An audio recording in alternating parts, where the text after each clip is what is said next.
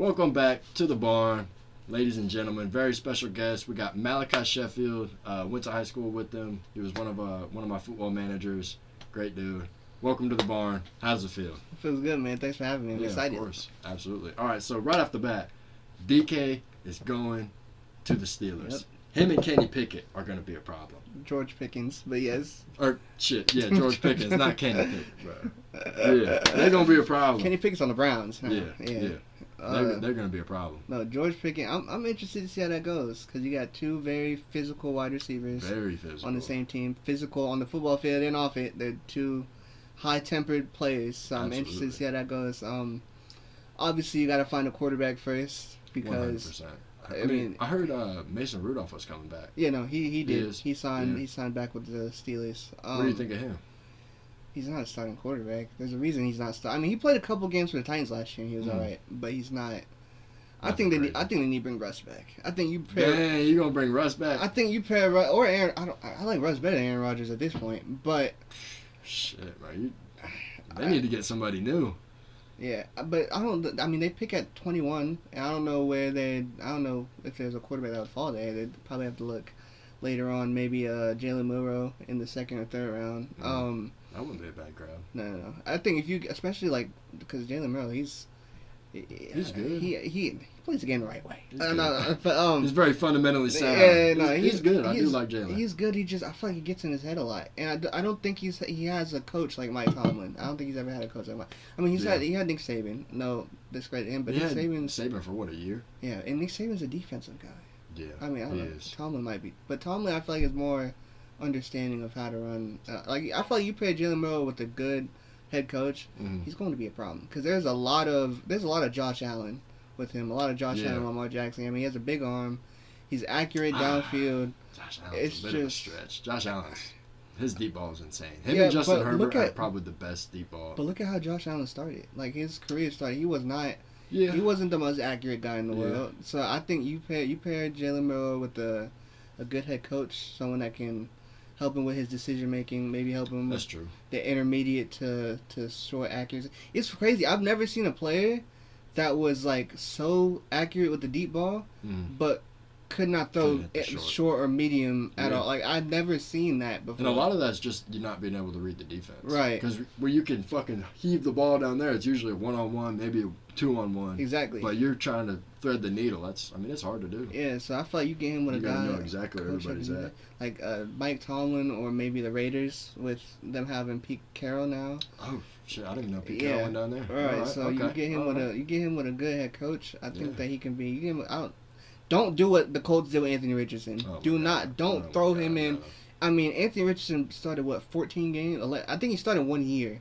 I think so. And they took him the full year. like 4th overall, and they threw him out there to the Wolves. Yeah. Don't do that with Jalen Milroe because it's gonna be the same exact thing. He's not ready to play week 1. He's not a guy that you're gonna throw out there week 1. But you give him a year or two to sit behind a vet like. That's what I'm saying. Like you get Russell Wilson, and then you draft. It's kind of shitty now because the new kids that are in there, like Jaden Daniels and Jaden Daniels is the one that first came to mind. But like these rookie quarterbacks have had amazing seasons. Yeah. So now in the future they're going to be looking at, I want a rookie that can play right now. When in reality you have to develop a player because even no matter how much you do in college, you're still in college. You're not playing pro level yet. Once you get to the pros, it is completely different. No matter how much you train and try to get ready for the pros while you're in school, getting to the pros is a whole nother level. Yeah. So you have to take the time to develop these quarterbacks and these players.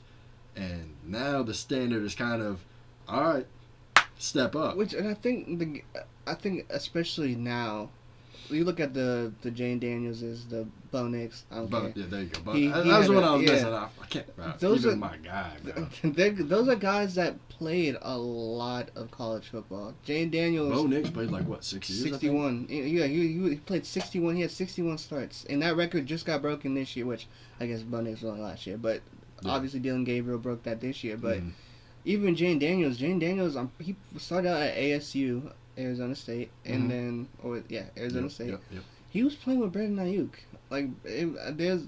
So a lot of the rookie quarterbacks nowadays are playing longer in college. Yeah. Or they're not, but maybe they should actually. Maybe they should go back and get that experience. Especially because kind of where we're at. Just kind of in the timeline with COVID, you got an extra year. Right. So you missed that. You missed it, but you still played, and you still kept that year. Exactly. Plus, if you're coming in, say you went to college 2019 and you got redshirted, you basically have 2 extra years that you can play. Yeah. So now these kids can stay for 5-6 years before they go into the draft, and they have basically completely developed to be an NFL player. Not completely, but they are ready to go play in the NFL. Yeah. Whereas now you're getting a kid that hasn't had that. It's 2025, so maybe they got that year from COVID, but you're only getting one. Maybe, if they even got that COVID year. And if they didn't, you're a whole year behind, where Jaden Daniels or where Bo Nix or I wish I could remember the other fucking rookie quarterbacks. I'm absolutely blanking. I see those Penix. He was drafted around. Penix, good as fuck. And he played a long time. He played for 5 or 6 years at Washington. And a lot of people laugh at that. Like, a lot of people laugh at the fact, oh, you've been in college for so long, but look at how these guys are playing now in the NFL. I would say the one that I do laugh at, though, was Stetson Bennett. Okay, because he played for like 6 or 7 years. Stetson Bennett played. He was 25 years old. He played playing against 20-year-olds. But he played long for, in my opinion, no reason, because he was already so successful. Like, you look at what Jane Daniels and Bo Nix accomplished. They didn't really start accomplishing anything until the last few years in college. 3, 4, or 5 years. Stetson Bennett was winning national championships and still decided to stay. Yeah. So I feel like there's a... And now where is he?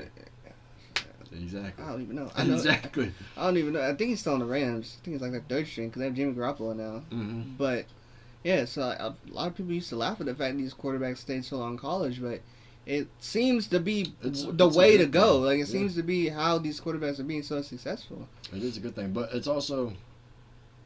that's not going to continue because we're not seeing, the COVID extra year plus a redshirt year.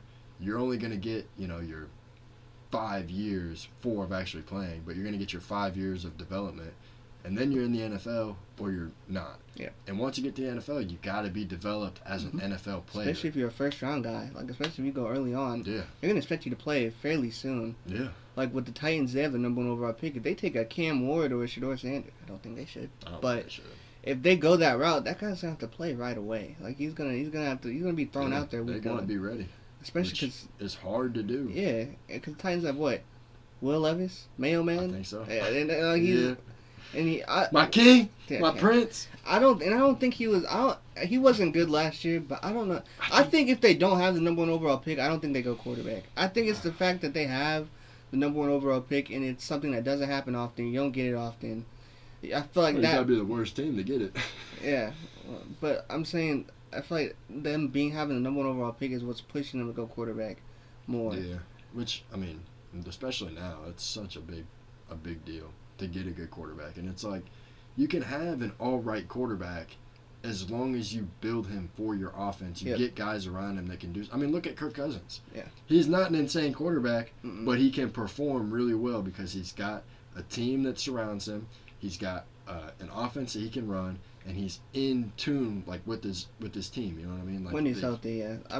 He didn't have a great year with the Falcons last year, but look at what he's done at the Vikings. Yeah. I guess is kind of what I'm thinking. Yeah, because last year I don't think he was fully healed from the injury with the Vikings. So. He definitely didn't look like it. He looked. Kirk Cousins has never been a mobile guy at all. Never. But last year it looked like he didn't even. It looked like he wasn't even trying to. Yeah, he wasn't even trying to move around. So I think you get him. I think he got. They're obviously moving to Michael Penix next year. Yeah, which I think he'll be a good. Yeah. Which Lucky, what do you think of Kyle Pitts? I think he completely underperformed this last year. Oh, 100%. From what he did the year before to this year is like 100 to 30%. I think Kyle Pitts has been underwhelming ever since he's entered it. Because he was what? He was a top 5. He was number 4 overall pick. Yeah, but he did really good his first. I think, year or two in the league? And he's also battled with injuries. But it's like, it just looks like he don't even want to play for the. It just like he seems like the type of guy that needs a change of scenery. Kind of like how Jerry Jeudy was with the Broncos. Okay. It was very clear that it just wasn't going to work out in Denver. Yeah. It just because he went to the Browns and last year he was a Pro Bowler. Jerry Jeudy was. Yeah. Some guys they just need a change of scenery. They need to go somewhere else. And that's why a big team dynamic. Yeah, and that's why I was really hoping the Broncos were looking at getting Kyle Pitts because he fits. Sean Payton always talks about how he needs a joker, which is a tight end or a running back that can catch. Mm-hmm. That is literally Kyle Pitts. I mean, you're not going to ask him to go out there and block a defensive lineman. Which, honestly, I don't know. I would disagree with that because when I think tight end, you are the end man on the line. You are not a receiver. If you cannot block, you do not play tight end. Which, that's what, so like, a good example again is Evan Ingram, who the Broncos just got. Mm-hmm. He doesn't really play in line. He's more of a big slot receiver. Like they'll play him in line sometimes. Yeah. But with tight ends like that, that's why I love Tyler Warren actually out of Penn State because he is to me that perfect mixture of a guy He's like that can block and can go out there and catch the ball, and you can put him at quarterback apparently. They did that a few times last year. So like that's why like to me. Or like Brock Bowers last year, he was just good at everything. Brock was good, really good in college. Really good in college. He was good in the NFL. He should have won Rookie of the Year. He should have won Rookie of the Year. Who did get it? Jane Daniels. Jane Daniels was good. I was great. Thinking Bo Nix should have got it. No. If I'm being real. I obviously as a Broncos fan, I would have loved that. I was a little bit biased, but I would have loved that. But he didn't start off as strong as Jane Daniels did. But Brock Bowers broke not only rookie tight end records, broke tight end records. Like I don't know if Brock Bowers was on any other team but the Raiders, he would have gotten it. I think it's obvious. It's a politics thing. Yeah, and Jane Daniels was great last year. He was, but there were games where he fizzled out too. They were really good rookies this year. Oh. Insane. And it's crazy because a lot of people thought this class wasn't going to be good. Oh my gosh! If you thought that, you're freaking insane. I talked to a lot of people that didn't. I knew the quarterbacks were going to be good. I mean, I felt like all the first receivers, quarterbacks, running backs were insane coming out. Man, I mean, even some of the. I'm trying to think. I really only think of Brock Bowers, but no. Okay. But yeah, it was a good class. Like I was pounding the table for the Broncos to trade up for Drake May. He was my favorite quarterback out of the class. I loved watching Drake May play. Obviously, he's with the Patriots, and even when he played. I mean, he did good with the Patriots. He was good. Yeah. I think, which it sucks because the Patriots had so much money this year, but they weren't really able to grab. I know they were going after Chris Godwin, and he ended up staying with the Buccaneers for I think $20 million less than what the Patriots offered him. 20. He left $20 million on the table. At that point, though, it's just kind of you like where you're at. Yeah. Which I got that much money. And when you've played one place your whole career, and he's 29, 30 years old. Yeah, he's probably going to be done soon. Yeah, at that point, what's even a point? Take the money that you're going to get and keep playing. I mean, I'm sorry, but it's the Patriots aren't that good. Not compared to the Buccaneers. You have a better chance of winning the Super Bowl with the Buccaneers than the Patriots. Exactly. Not even because I think the Buccaneers are that much better. They are. But you got to think the Buccaneers are in the NFC. They're in the NFC South with the Panthers, the Saints, and who's the other team in the NFC South? Panthers, Saints, Bucks, Falcons, maybe? Falcons, and the Falcons. So, I mean, there's not much competition there. It's looking crazy because, well, I guess, does it go off of, so each division is just AFC and NFC, right? No, so it's AFC, South, East, West, so there's conferences, the two conferences are AFC and NFC. Okay, so the divisions are where you get into it's 4 for each or whatever, 4 or 5 for each. So when you're and even then, even if you want to look outside the division, the NFC, NFC is not nearly as strong as the AFC is. I mean, look at all the teams in the AFC. No fucking way. You got Mahomes and the Chiefs. Insane. Yeah, you got Mahomes and the Chiefs, Josh Allen the Bills, Lamar and the Ravens, Joe Burrow and the Chargers Bengals, too. The Chargers. Yeah, you got Justin Herbert and the Chargers. The Broncos on the come up. Y'all gonna think I'm being biased, but I promise you we're on the come up. Broncos, Bo Nix look great. If Bo Nix can build, if he can build on what he did last year, especially with the new additions that they just got. We just improved our defense. We got Dre Greenlaw. We got Talanoa Hufanga. And then we got Evan Ingram, which probably our best tight end since 2013. But 2013? Who'd you have? Julius Thomas. Okay. Yeah. Okay. So all right. I know a little bit. All right. But Yeah, so I think we'll be. I think we'll give the Chiefs. You guys are gonna be good. Yeah, because the you Chiefs. think you're gonna give the Chiefs a run? Well, shit, dude. Look at what Philly did to them. Philly fucking mollywopped them. I don't know what happened to the Chiefs. I don't know what happened to Travis Kelce specifically, but it just looked like. Dude, the first half he had like what 2 drops, 0 catches. It looked like he didn't even want to be playing in the Super Bowl. And that's why I was really surprised he didn't retire when he decided to come back, because he looks like he's decent. I feel like he couldn't go out like that. I mean, no, but who's to say they make it to the Super Bowl next year? Because I feel like the Chiefs, I don't think they got better. I mean, obviously the offseason just started this week, but like they re-signed Nick Bolton, which was good. They need to get him back. They signed Trey Smith to a franchise tag. They just had somebody. Oh fuck, what was his name? Got the domestic abuse. I think they got dropped. Xavier Worthy. Yeah, Xavier Worthy. He's going through dropped, but I mean, I think I guess we'll see how it goes. I mean, Rashee Rice was injured last, so I think the Chiefs they're hitting their wall. Like I think they had their obviously 4 or 5 years, might be longer than that, whatever, a dynasty, but I think it's starting to trickle away. Mahomes is getting older, which I don't know if he'll ever be bad because he's Patrick Mahomes. He's good, but he definitely didn't look as explosive last year as he had in the past. I don't think he did. But he also doesn't need to be. Like obviously they went 15-1, so it's not, or 15-2, so it's not like that he had to be as explosive. But I mean, a lot of those games were like single-digit losses. Wins, they almost lost to the Panthers. Yeah, the Panthers gave them for. And I mean, honestly, because I'm not a big NFL guy, I'm really not. But from me watching it, it seemed like they just like got bailed out on everything. And it's like, what in the world? Like the one that. I think it was a 3rd down, and they went for it, didn't get it, and it was against a flag, the Raiders, and then they restarted the whole play, and it's like never happened before in the history of football. The crazy it might have been a 4th down. It was a 4th down. Yeah, it was against the Raiders. The crazy part about that was that they didn't throw a flag until after. After, yeah. And they only I'm trying to remember what that play was. Like it was supposed to be because. Was it the Chiefs had the ball, or the Raiders, and I think it was the Chiefs had the ball. Yeah, the Chiefs had it. They were going for 4th down. Didn't get it. Yeah, a flag was thrown. Then they restarted the play and went for it and got it. Well, no, it was an automatic 1st down. Yeah, it was I think it was a fumble, or it was something, and then that flag was the only way the Chiefs could have gotten the 1st down. Yeah. Like if there was a call that was similar to it, they would have still gotten the penalty, but it wouldn't have gave them. Yeah, it wouldn't have gave them the 1st down. Mm-hmm. And it was the fact that it was that, and they also threw the flag. And I think it was one of like the first times that ever happened. Like that penalty had been called in the NFL. There was a lot of which I mean I guess there was a lot of bailouts. Yeah, a lot of fucking bullshit roughing the passer. A lot of bullshit pass interference. Oh, yeah, but I'm not gonna lie. Some of the calls that people were saying weren't fair. They were flags.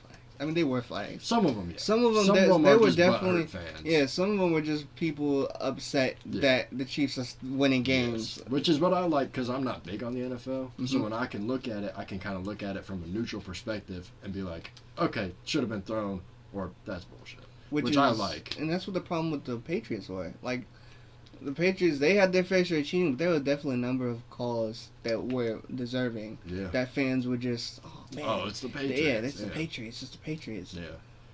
But yeah. Hate on you when you're great. Exactly. I feel like whenever a team gets good, especially whenever a team starts a dynasty, like when they start being good consecutive years, the teams are gonna, like right now. Look at the Eagles. If the Eagles stay like this multiple years, people are gonna find some reason to hate on the Eagles. Oh yeah. Even though the Eagles are one of the most likable teams in the NFL to me. Well, to me, Saquon is just one of the most likable players in the league. I love Saquon, man. I love Saquon. I love the way he's a good dude. He's great. I love watching his interviews. Yeah. I'm like, all right, I can rock with that. I remember, I think what really got me to like him was his interview when he got drafted to the Giants. Like, to me, it was he seems like one of those players that play because they like the game, and it's not about the money. Yeah. Versus Myles Garrett, who just got paid a bunch of money after saying he wanted to get traded for like a month and a half almost. He ended up re-signing a contract with the Browns. He says, it's not about the money, but he just became the highest paid non-quarterback in the NFL. Like, that's greed just takes over them, dude. Yeah. Like, you are already making millions of dollars. No matter what team you play for, you will be a millionaire. Yeah. Why does it matter? Go where you, like, fit in, where you're having fun, where you love the game, not where you're going to make the most money. Which, if Myles Garrett would have stuck with the trade request, and it was because he wanted to go somewhere where, like, he's also getting older, he wanted to go somewhere where he can win, Yeah. I can understand that. But if you're going to request a trade and then re-sign with the team because they just gave you more money, they made you the highest paid non-quarterback in the NFL, that tells me that you are bullshitting and you're just there for the money. Yeah, exactly. And I prefer players. Well, I like players that play the game because they truly love the game. It's way easier to back them. It's fun to watch them because they actually play with some heart. They play with some fire. I do love watching that. Yeah, like Saquon, perfect example of that. That's honestly why I love watching college football. I guess now with NIL, you can make money. NIL is gonna. I don't want to say ruin college football, but it's gonna. I'm a little bit worried about it. Yeah. But at the same time, up until I guess now, it's always been because these kids just love to play the game. Right. They love the grit. They love getting on that fucking gridiron and fucking somebody up and just going balls to the wall. No matter, even if they make it to the draft or not, they're there to be like, yo, I fucking dominated college football. And now I can go work my fucking job and see y'all later. Yeah, now I can, and their hard work pays off because. And then they get to the draft. Yeah, and they get drafted, and they play in. Yeah, so it works. Yeah, and it's some. Obviously NFL players have the Super Bowl to work for, but I feel like. Yeah. But you got a national championship to work for. But I feel like, in college football, I think there's a greater thing than that. I don't play college football, but in my opinion. If I'm playing college football, I'm playing to get to the league. Obviously, I want to. Yeah, exactly. You got a next step. Yeah. Obviously, I want to win a national championship, right? Obviously. Bring pride to your school. You get to bring pride to your school, and for a lot of those kids, they're going to schools that they grew up loving. When they were kids. Either they lived there and grew up, watching them, or they were like for me, I'm a Michigan fan and an Oregon fan. And I lived in Nebraska, and now I live in North Carolina. But if I could have played for them. Dude, I would have been doing everything I could to just bring pride to the school because it's I just absolutely love what they're about. And and the NIL, it's getting people to stay because when you bring money to college football, then it kind of becomes where are you gonna make the most money at, especially if you're a top college prospect. I'm trying to think of an example of someone that stayed because they got more money to play in college. Well, Bryce Underwood. Bryce Underwood. He's going to Michigan. He already wanted to go to Michigan, but the money has absolutely solidified him because Dave Portnoy, the guy from Barstool, you know what I'm talking about? Yeah. He guaranteed Michigan any quarterback that comes, he will give them $3 million NIL. Yeah. Any quarterback that comes, if it's I think it was a 4 or 5 star, that he will give them $3 million. Because after what happened last year with all of our quarterback fucking switching in and out and all this, couldn't find a real guy, it absolutely defeated us. And that's why I think that's why it was an easier decision for Bill Belichick to go to UNC because college football is slowly becoming into the pros. Yeah, it's slowly becoming that, and that's why Nick Saban I think left. I don't think Nick Saban really. Maybe he wanted to retire, but I think he definitely would have went a few more years.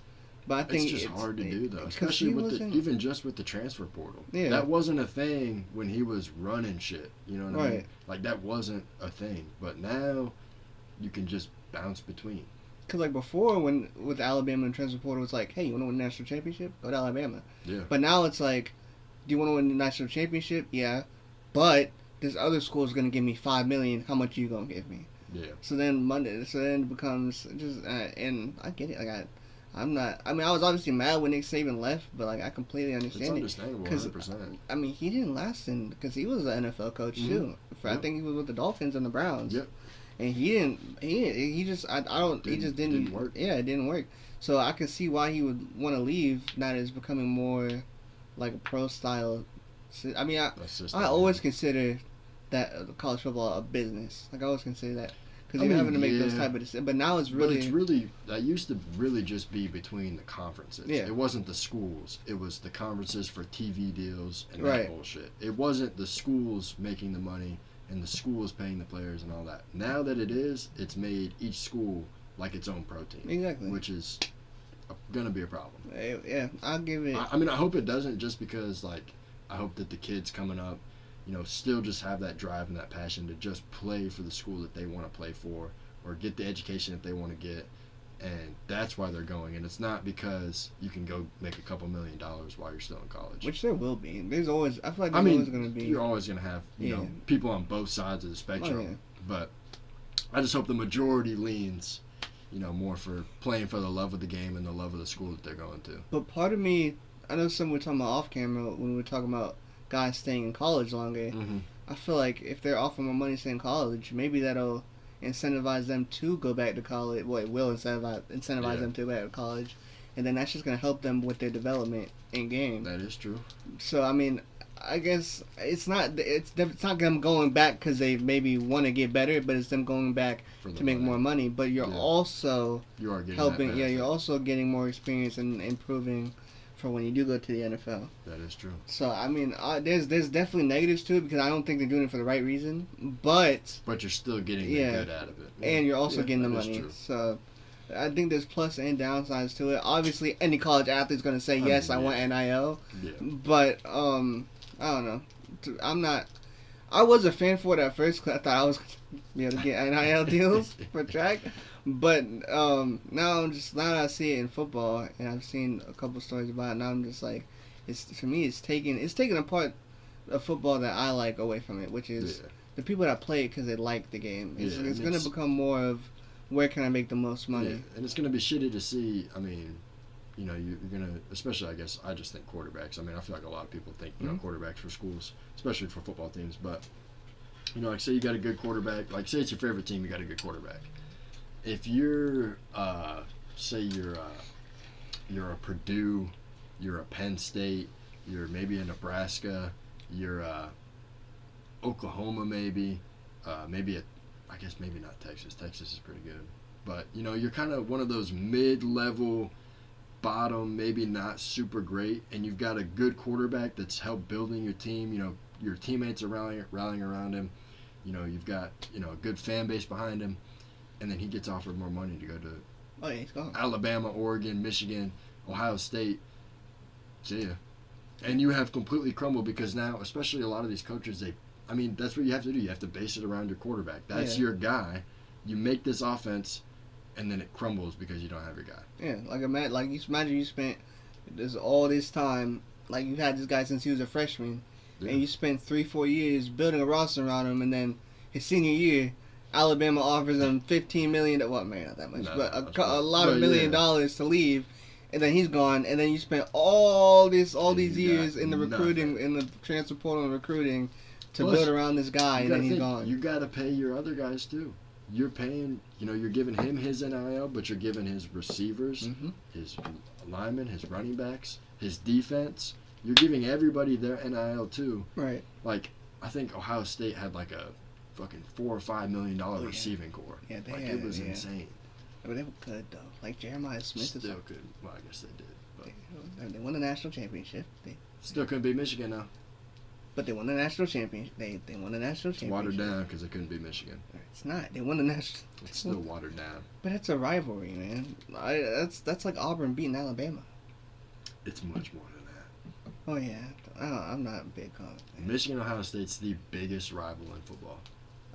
All of football. But that's my point. Like, they're rivalry games. I mean, those can go anyway. But literally, head coaches have been fired, have been completely terminated for not being able to win that game.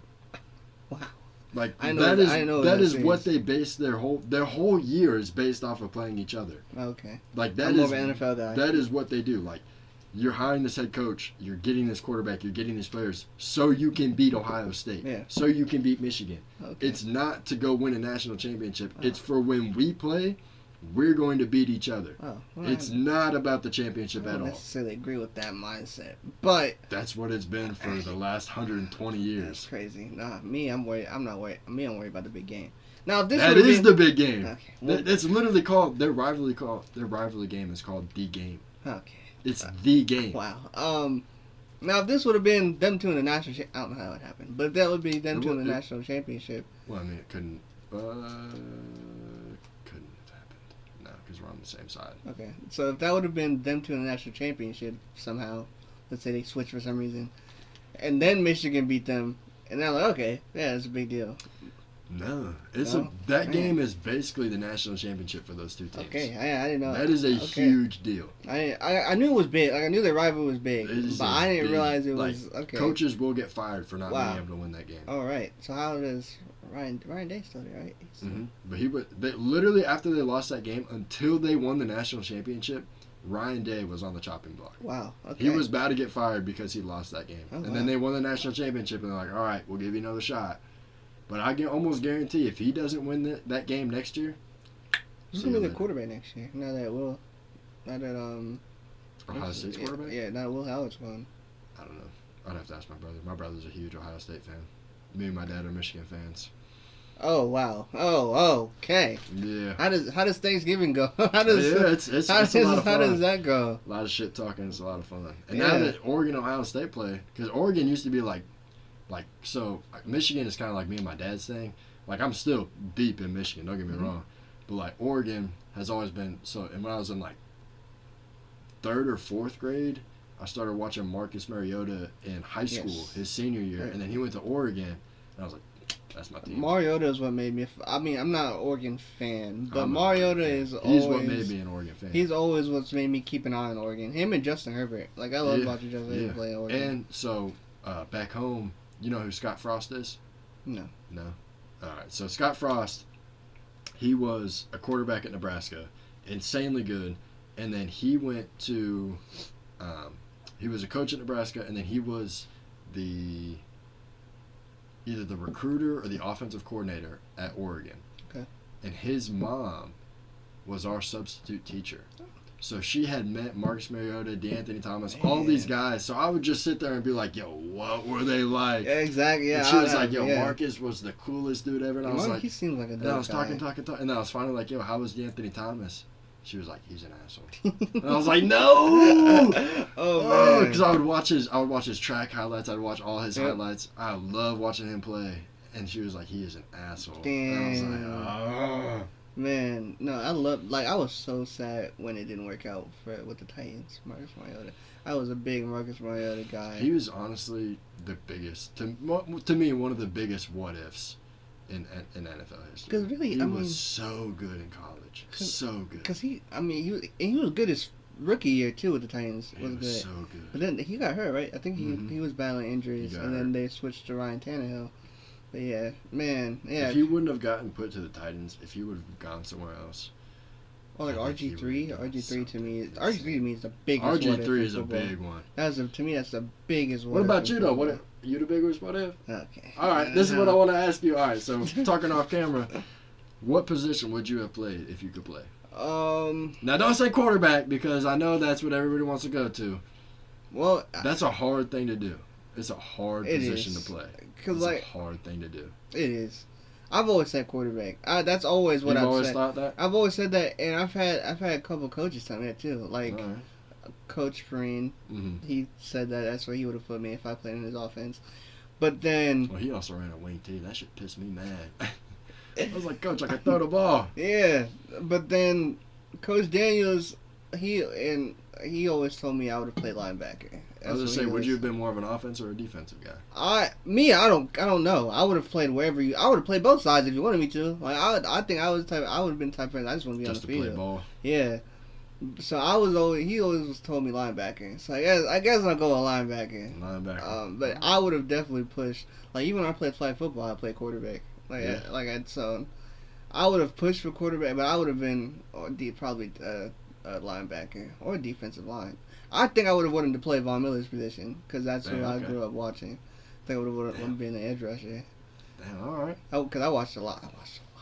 of Von Miller. Von Miller was good. I watched a lot of Von Miller. I watched a lot of him. He was really good. So I definitely would say probably linebacker. He always told me that he would have paired me and Tyler and just had see if one of us would go or have both of us go crazy at the same time. Yeah. Like Tyler was more of the run stopper, like just fill the gap and make things happen. And he thinks I would be more of a pass coverage guy.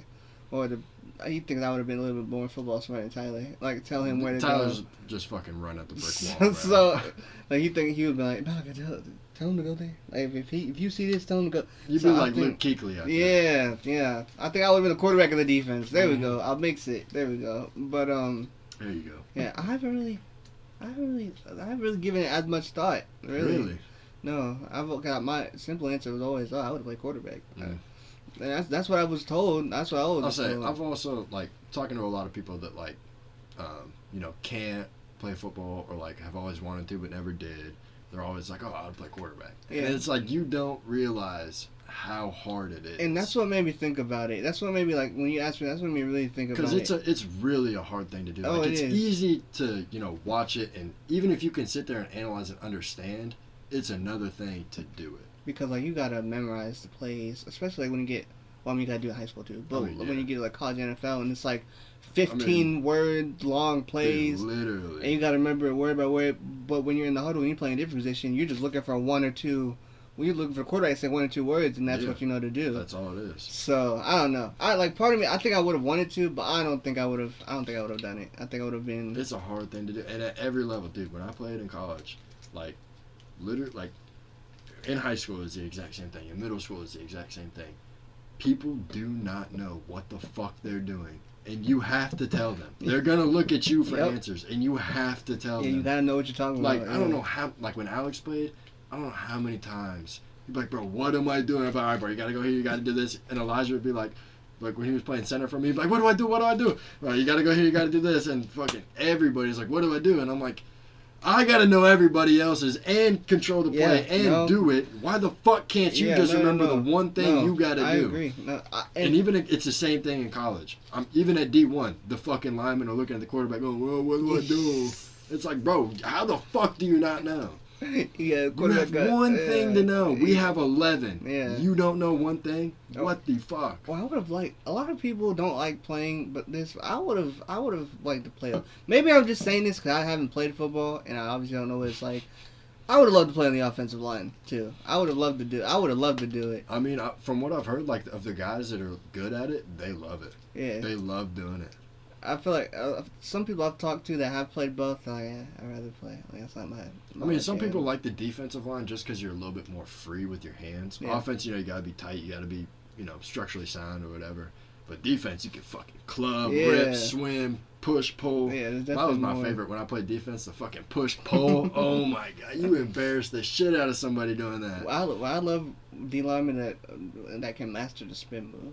Like that's hard to do. You gotta stay tight. DeMarcus Ware, I think it was against the 49ers when he did a half spin, and I don't remember who the offensive tackle was, but he acted like he was spinning, so then the offensive lineman went to block that side, and then he spun back, and then I was like, man, like guys that can do that, I'm just like, man. Like if I'm telling you, I keep thinking of Von Miller because he was good. He was insane. And the way it wasn't necessarily, he wasn't the strongest guy in the world, but he was fast. And he could bend his body, and he like the way he was able to bend his body, like duck under. I was just gotta be flexible. A lot of those guys do ballet and yoga. A lot of those guys do. Yeah, I didn't know that, but yeah. Oh yeah. That makes sense because you have to have good. You gotta be able. Gotta be flexible. Yeah, gotta stay balanced. Yeah, it's a big thing. I mean, a lot of those guys do ballet and yoga. Doo-doo. Yeah. You the shit. You ain't even a doo-doo. Speaking of which. I was gonna roll into some music, but that wasn't as good as I thought. Okay. I was thinking of Ice Spice. You listen to Ice Spice at all? Not really. Nah, I don't either. Not really. I don't either. Alex Spice or something else, and I'm like, nah, what the fuck is this? It's not my thing. I mean, I don't judge somebody. If that's your jam, that's your jam. But I'm just kind of like, what even is this? Like, it's just not even good. You know what I mean? I mean, I guess some of it's catchy. Fuck a lot of people. I feel like if you can make a song. It don't matter how stupid it is. I mean, look at Gucci Gang. Yeah. That shit was not good at all. If you can make a song that's catchy, it's going to blow up. It don't matter how dumb it is. I can sit here and make a dumb song about dumbbells. And if it's catchy, people are going to still be singing it in the club or whatever. Yeah. So I feel like as long as you can make something that's catchy, you're good. You don't got to be good. That is true. Yeah, you just got to make something. Which is kind of shitty. Low key. Because it's like, it kind of ruins music a little bit. A little bit. Because it's like, you want something with some soul, with some purpose, with a message. and you got fucking. Yeah, and then you like, have bro, and then you have on. people that genuinely put in the work and like a lot of time. Yeah. Have you seen the kid, young Sasha? Have you seen him on Instagram? Mm-mm. Yo, this kid is insane. I think he's he looks like he's 14, 15. He is lyrically insane. Okay. You gotta look him up. He's insane. I will. Yeah, I feel like because like there's so many people that I keep repeating myself. So many people that will take time and work on their craft when it comes to music, but they just never blow up. But then you have people. They're like, Gucci Mane. Yeah, literally. And then it's like the dumbest thing you ever heard, and everybody's listening to it. Yeah, that song is like, what is wrong with y'all? Yeah, so and I feel bad. Like I feel bad for the smaller artists that do work really hard and the music is generally good, and they just don't. They don't get their shot. Yeah, it does suck. Favorite movie of all time. That was a really broad jump. Bad transition, but fuck it. I like The Water Boy. The Water Boy? I like shout out to Michael Fuller because he got me onto that when I was at a rap pub. Bro, we had that movie on VHS tape, and when we were kids, we used to rewind the scene like, no joke, probably 100 times. We would rewind the scene where he's talking to the coach, and he's like, "It's my fault. I did it." And then I cried like a 6-year-old girl, and he throws the rock out the window and hit Colonel Sanders in the head. Man. Bro, we would rewind that shit probably 100 times, and just like be on the floor crying, laughing. I used to watch that movie. There was a good week where I watched that movie 2 times a day. I love that movie. Like it's easily one of my, because to me it's a good mixture of comedy and it has football in it, which and it's got heart. And you can really give me anything football related. You can give me to watch, really. Yeah. Do you ever watch the Friday Night Lights movie and show? I saw the show. The show's good. You ever watched the movie? No, I haven't seen the movie. Oh, you ever seen the movie? Mm-mm. The movie's lucky better then, because that actually has Booby Miles in it instead of fucking. What do they call him? They don't call him Booby. The running back. What do they call him? They give him a nickname, but they don't call him Booby. It's been a while. Yeah, they don't call him Booby, but Booby Miles is the actual, because that was based off a true story. And yeah, the movie's really good. Okay. I don't want to spoil it for you, but it's really good. Have you ever seen Friday Night Tykes? Yeah, I used to watch the fuck out of Friday Night Tykes. Yep. Zion! Zion!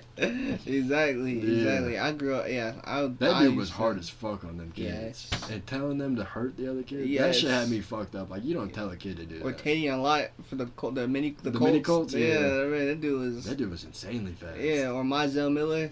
Dude was great. Yes. I still, or do you remember, what was his name? Lucas Coley. He was a quarterback for the Outlaws. Oh, okay. And his dad coach. He's playing college football right now. Yeah, fuck. He was with Arkansas, I want to say a couple years ago, but then he transferred. I forgot where. So I keep up with some of the people that. I never really heard anything else about him after the show. Yeah, I don't think Mizell Miller even plays football anymore. I think which sucks but that shows you that you're too hard on those kids. Well, not even that. How different, like Little League versus high school and college is. That's true too. Like it's not. Like, it's not Little League. It's not. Like people like Baby Gronk, he's gonna have a rude. I fucking hate Baby Gronk. I hate his dad. That's who I hate. I don't know who it is that runs his snap it's his or dad. that does that. It's his dad. It is absolutely horrible. He is setting his kid up for failure. It is horrible. It's bad. Because, like, I don't even fucking... Dude, I hate this shit. I don't even follow him on Snapchat. But I fucking... Like, when I'm tapping through the stories, like, I'm watching, like, Bench Mob and fucking, Fail Army and all that shit. He will come up. And I'm like, dude, I don't even fucking follow you. And he's like, where the baddies at? And I'm like, bro, shut the fuck up. Like, and he goes to Hooters. And I'm like, bro, you're, like, fucking 12. And he's like, jump for me. Yo. When he gets to high school, I hope not. I mean, I hope he gets fucking bullied right now, bro. He probably does. I hope he does. Like, genuinely, like, not to be mean, but like, I hope he gets bullied just to get him on the right track. Well, some people. Because you need to hear that, like, not even to be like an asshole, but it's like you need to hear that negative reinforcement of, yo, you are being a fucking idiot.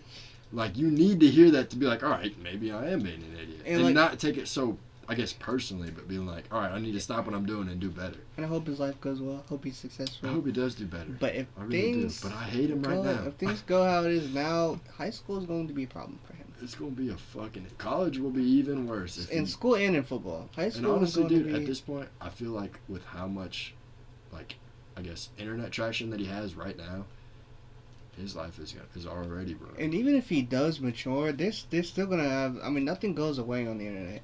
So those videos are still going to be... Like, with... Nobody's going to forget that. Or with Spencer Rattler. Like, because when he... You've seen QB1, right? Mm-hmm. When he was on QB1, a lot of people still look at him as that entitled brat like he was on that show. Yeah, when he's not that same person anymore. But it's on the internet. I feel internet. like he was at Oklahoma, though. I really do feel like he was like... He didn't really change till he got to South Carolina. Yeah. He was still like that at Oklahoma. But I'm talking about more like... Because, like, obviously, this was his rookie season. Yeah. And I felt like I kept seeing, like, a lot of the pre-draft stuff was just him in high school when he was this snotty brat. And it's like, that's not the same... Like, I've seen... This is a grown man now. He's not the same person. And I feel like... I'm not saying that that's the reason he didn't get drafted. You know, I'm not saying that at all. No. He's obviously wasn't amazing wasn't in ready college. for it. Right. Yeah. But I feel like a lot of people are looking at that and still judging him off of that when he's not... That's not the same person. At all, yeah. He's not the same. I've seen... I think he was doing a pre-draft interview with Kay Adams. Mm-hmm. And, I mean, he sounded completely different. I didn't even... I put my phone down. I didn't realize I was watching a video of Spencer Rattler talking because of how mature he sounded. I mean, yeah. I mean, think about how much, like, you just grow from high school. I mean, even a year or two out of high school, you are not the same person that you were. No, not at all. You are not. No. Especially you're playing college football, you're in college, you're not going to be the same at all. And I'm sure in college, he got a lot of people that were, like you were talking about, the negative reinforcement. Yeah, I mean, that were like, yo, you are being an idiot. Like, you gotta, Yeah, and it's coming from his coaches, his teammates. It's not coming from, some random dude on the street. Right. It's coming from people that are close to you that want the best for you, that want you to succeed, because your success, it's not necessarily them being selfish, but your success makes their success. Yeah. So they want what's best for you. They're going to tell you, negative things, but it's for a positive reason. Right. Which a lot of people now, they hear negative things and they take it so fucking personally. It's like, dude, it's not. It's for the betterment of yourself. Yes, it's negative, but it's for a positive reason. Right. And you need to just take it, almost at face value and not, let it hurt your feelings. And say, all right, so if I'm not me and I'm looking at me from a different perspective, I hear what you're telling this person, me, okay, that makes sense. I can step back, I can step out of those shoes and look at it like this, as this is me, but I'm over here, so this is no longer me, this is somebody else. This is the person that's close to me, telling me what I need. And you can actually look at it and analyze it. Constructive criticism. Exactly. Yeah. Which a lot of people just can't do. And it's But I feel like, not even, but there's a lot of people also that love to give it, but can't take it. And it's just, and I'm just like, I don't know. At that point, you're just being a hypocrite. If you're telling somebody else, only preach what you know. Exactly. Only preach what you know. If you don't know it, don't say shit about it. Yeah. Like, if you can actually give real input and say, either from experience or from real knowledge, this is the way it needs to be, just don't fucking say anything. Or like, my favorite example, or like when fans are talking about like football, and now my favorite one's about kickers, bro. That's my favorite. I would have done this if I would have passed it to him. But it's like, when people talk about quarterback reads, bro, that shit drives me up a fucking wall. Especially people who have never touched a football. My God. Have you ever seen? And then my favorite thing is when they have you ever seen they give a POV of the quarterback, like they have that little camera on their face mask, and you can see exactly what we are seeing. You have the line right here, and all you can really see is like the tops of the helmets, and you're like, all right, bam, I gotta go here. And it's 3 seconds. And that's what made me kind of change my answer when you asked me earlier about what position I play. That's what, seeing those videos made me think, I don't know if I would be able to. It's a hard thing to do. It's a lot of fun when you can do it, but it's a hard thing to do. Yeah, that's what, like, I don't know, like, having to see over, especially if you have tall offensive linemen, which, I mean, you're not short, but when you're, like, Kyler Murray, Yeah. I don't know how he, but I feel like Kyler Murray, what he does is he takes farther He takes dropbacks. a deep drop. Yeah, Yeah, he takes. But I think he that's does what. get back there quick. Yeah, with the show. Yeah, he's fat. Yeah, he's like just. I love the edits of him when he's like this big. Yeah, the many. He's yeah, running yeah. through. I love that shit. Yeah, but my thing is, you can't be short and slow. No, fuck no. You can't fuck no, bro. You you got short, can't stubby be- legs, bro. You better pump them things. I don't know any short quarterback that's like slow. That can't get. I mean, maybe Russell Wilson. I was about to say now, Russ but- now, but back then he Yeah, really back wasn't. then, like I feel like watching Kyler Murray's feet move, you barely see him He's chopping. insane. Like, he but just, I mean, he could have gone. But I mean, he could have gone to MLB. Oh yeah, Like, Kyler he's Murray's insane. tough. No, he's tough. He is. I feel like that's why he gets hurt so much though. And I feel like that's why I saw somebody was talking about like those really aggressive players Mhm. who are so aggressive that it ends up like It's too hurting much. themselves Mhm. because they don't know when to turn it down a little Yeah. bit. Like Yeah. Hufunga from the 49ers.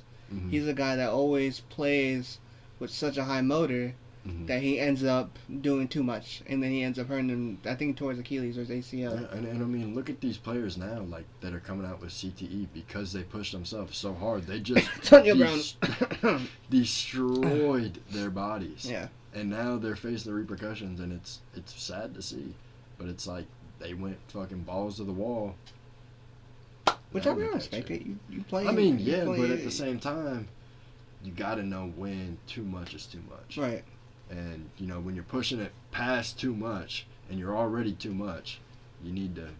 I mean, it's gonna have consequences. And then some players just have bad luck. And they're just Yeah, fragile. that is true. But I feel like, especially now, because when I was younger, obviously I wasn't as huge into football as I am now, so I didn't really realize it. But the more I see some of the injuries that happen, it seems to be more two players that are just high motor, always on 100, never know when to, like, it always ends up being those type of players. And you gotta find a happy medium. Yeah, Like you gotta find you know, you can go balls to the walls, but you also gotta be able to tone it back. Yeah. Like you gotta go both ways. You can't have one gear. Not saying slack off, by the way. No, don't slack off. I'm not But saying it's different than slacking off. right. It's knowing when to slow down, Yeah. and that's not slacking off. Right. And football is such a physical sport. It's insane.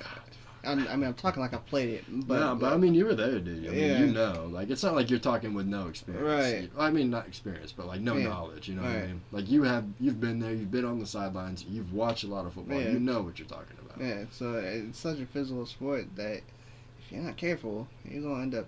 I mean, shit, bro. Look at me, bro. Warm ups, bro. I Warm ups didn't junior wanna- I year. didn't Jump wanna- up, intercept Hey, it, I didn't want to bring that up. dislocate my fucking knee, bro. I didn't want to, but that's one of those cases where it's just That a shit freak sucked. accident. Oh, yeah, that sucked. it's a freak accident. Like Like, you motherfuckers don't, still make fun of me for that shit.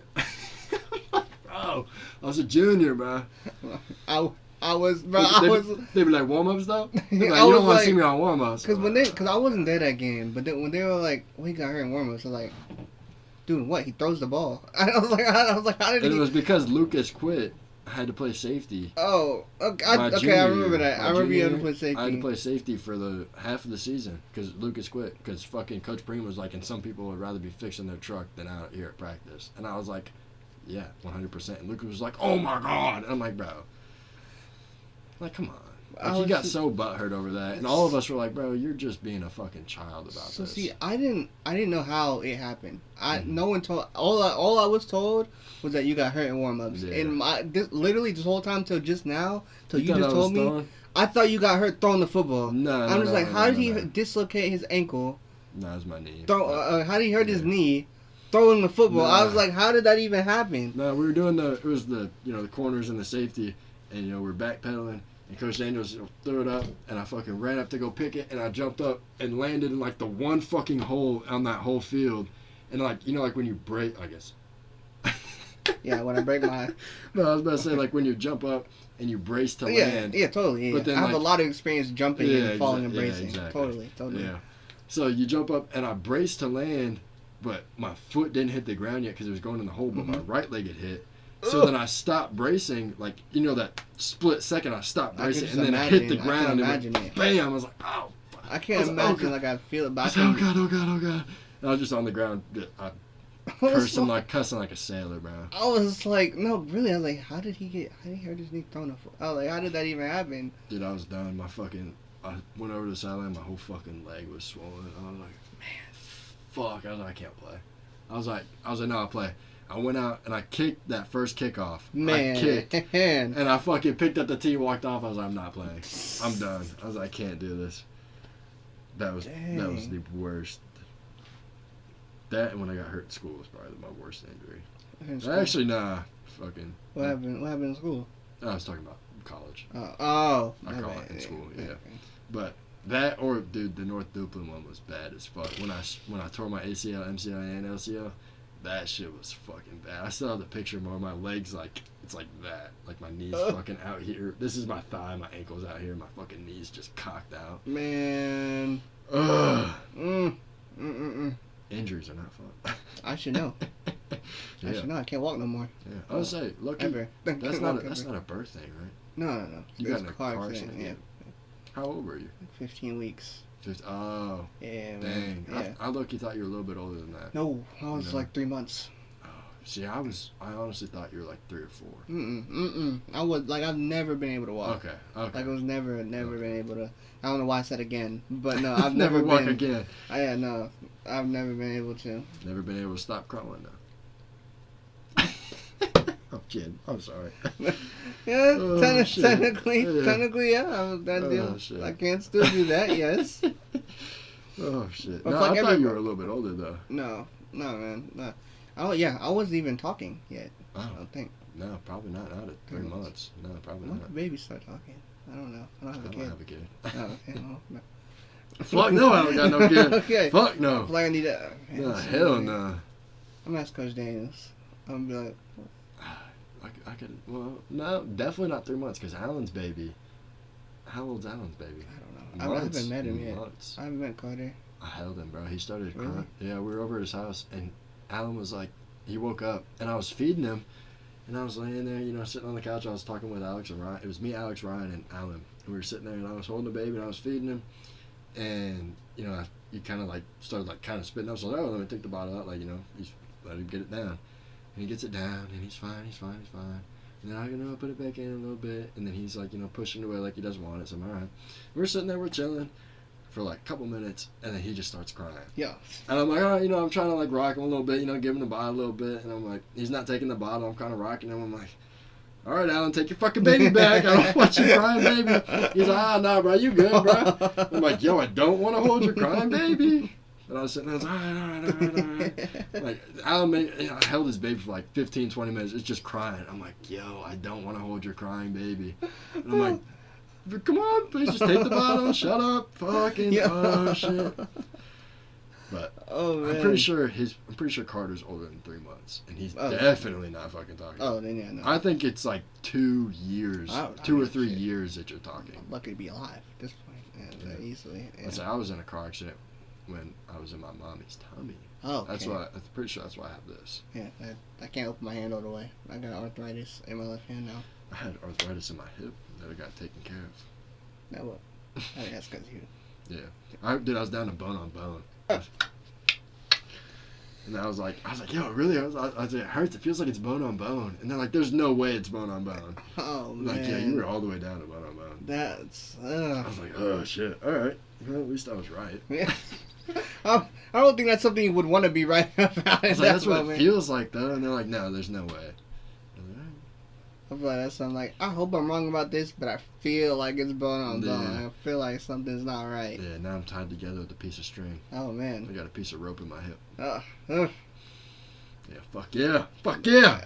Football, man. Baby. Football. Gotta love it, though. You miss playing football? Like hell. I mean, I know, in the state that I'm in, because I don't, condition and do the things that I need to do to be able to play. I could not go play in a football game right now. Oh, yeah. But I do miss being a part of a team. I do miss, the workouts, the hard shit, the, grinding, being with your team. But at the same time, it's also, I'm kind of at a point in my life where I've accepted that stage of my life is over. And I've been able to learn from it. I learned a lot of great lessons from football and being on a team and being a leader of a team.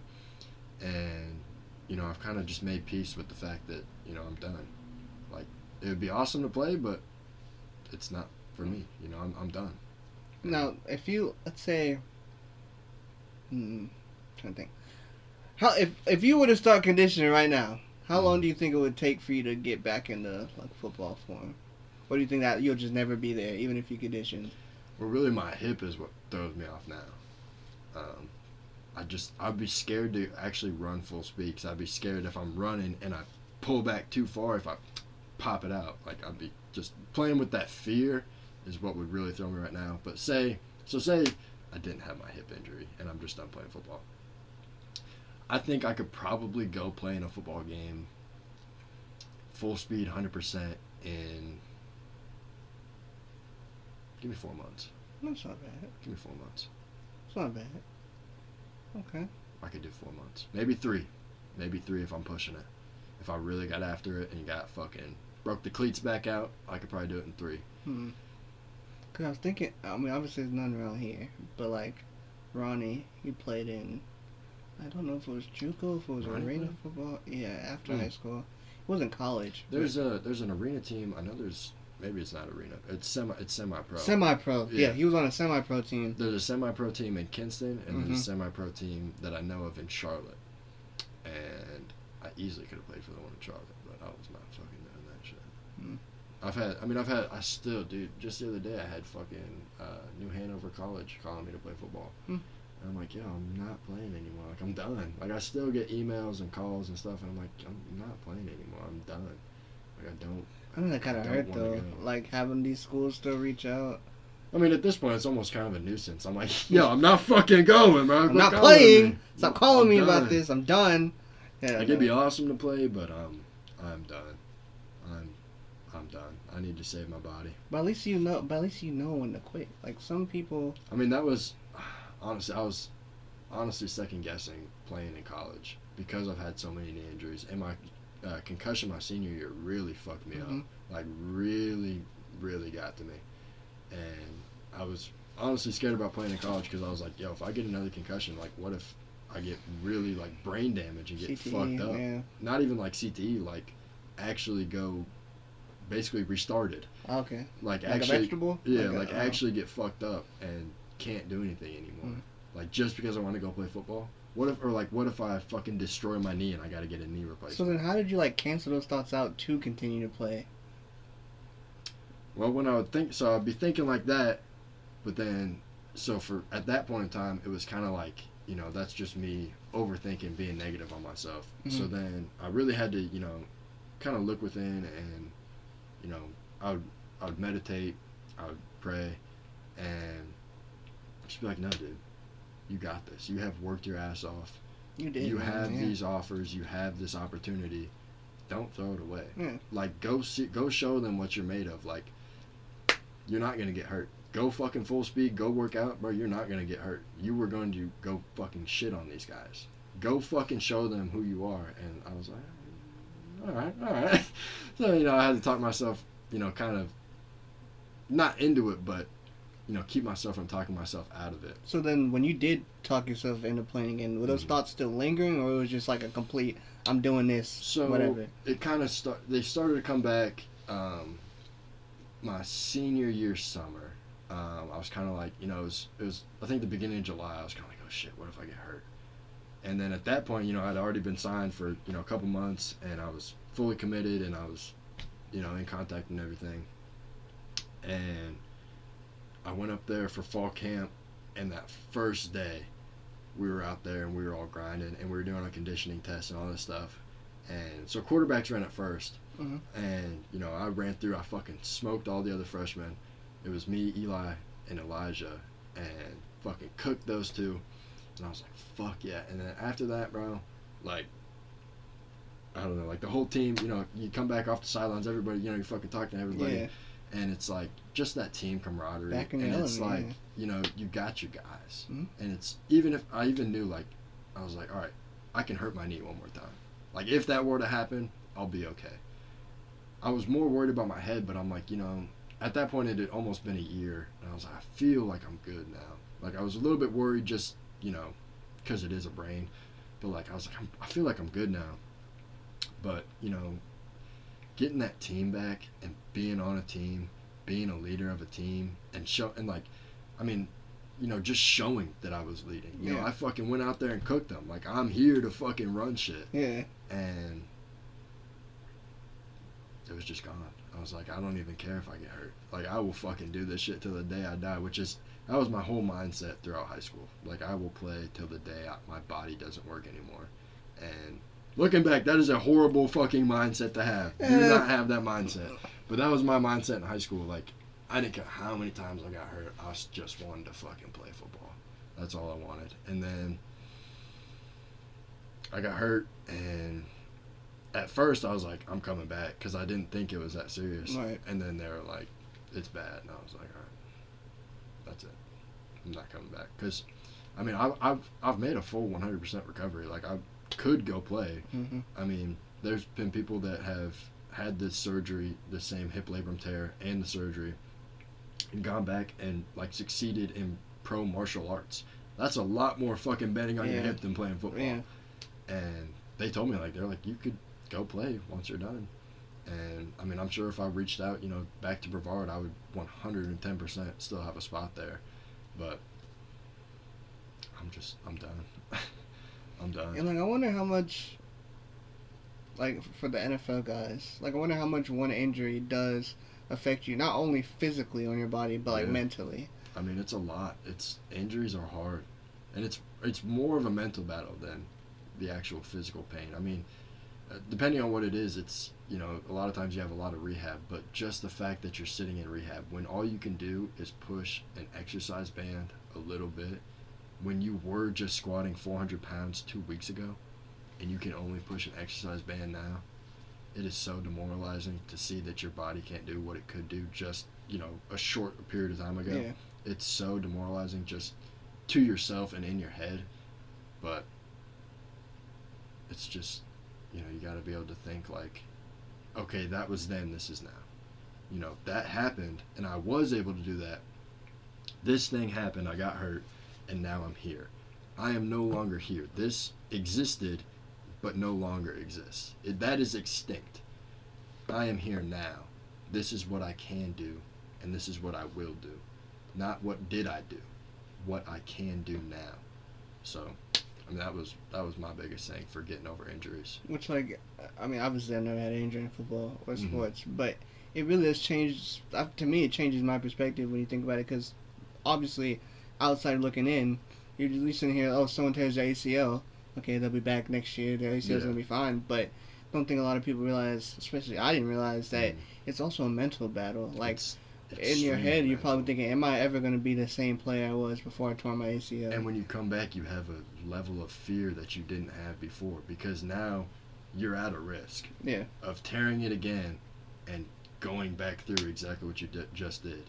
And it's so scary to think that your body's fragile, because when you're not hurt, you're fucking full speed. You're not I don't give a about fuck what happens, whatever. And then you're hurt. And it's like, oh shit, I will never be the same again. Like, or this could happen again if I'm not too careful. Exactly. And then you start playing with some fear and some hesitant, and that leads to more injuries than just going full speed. Right. But yeah, I mean, that part I kind of always thought, like, I don't know. I personally, obviously, I keep saying it. I've never had a football injury, but I don't really think that, me personally, I don't think I've really realized that how much of a mental toll it can take on somebody. And it's just, I mean, especially like when you have to have surgery. Like, I had to lay in my bed for 8 hours a day doing a CPM machine, a constant motion machine, that would just bend my knee like that, and it would go up and go down. And every day I had to crank it up, like, I think it was 2 or 3 degrees higher. And I would go a little bit higher, and I have to do that for 8 hours a day.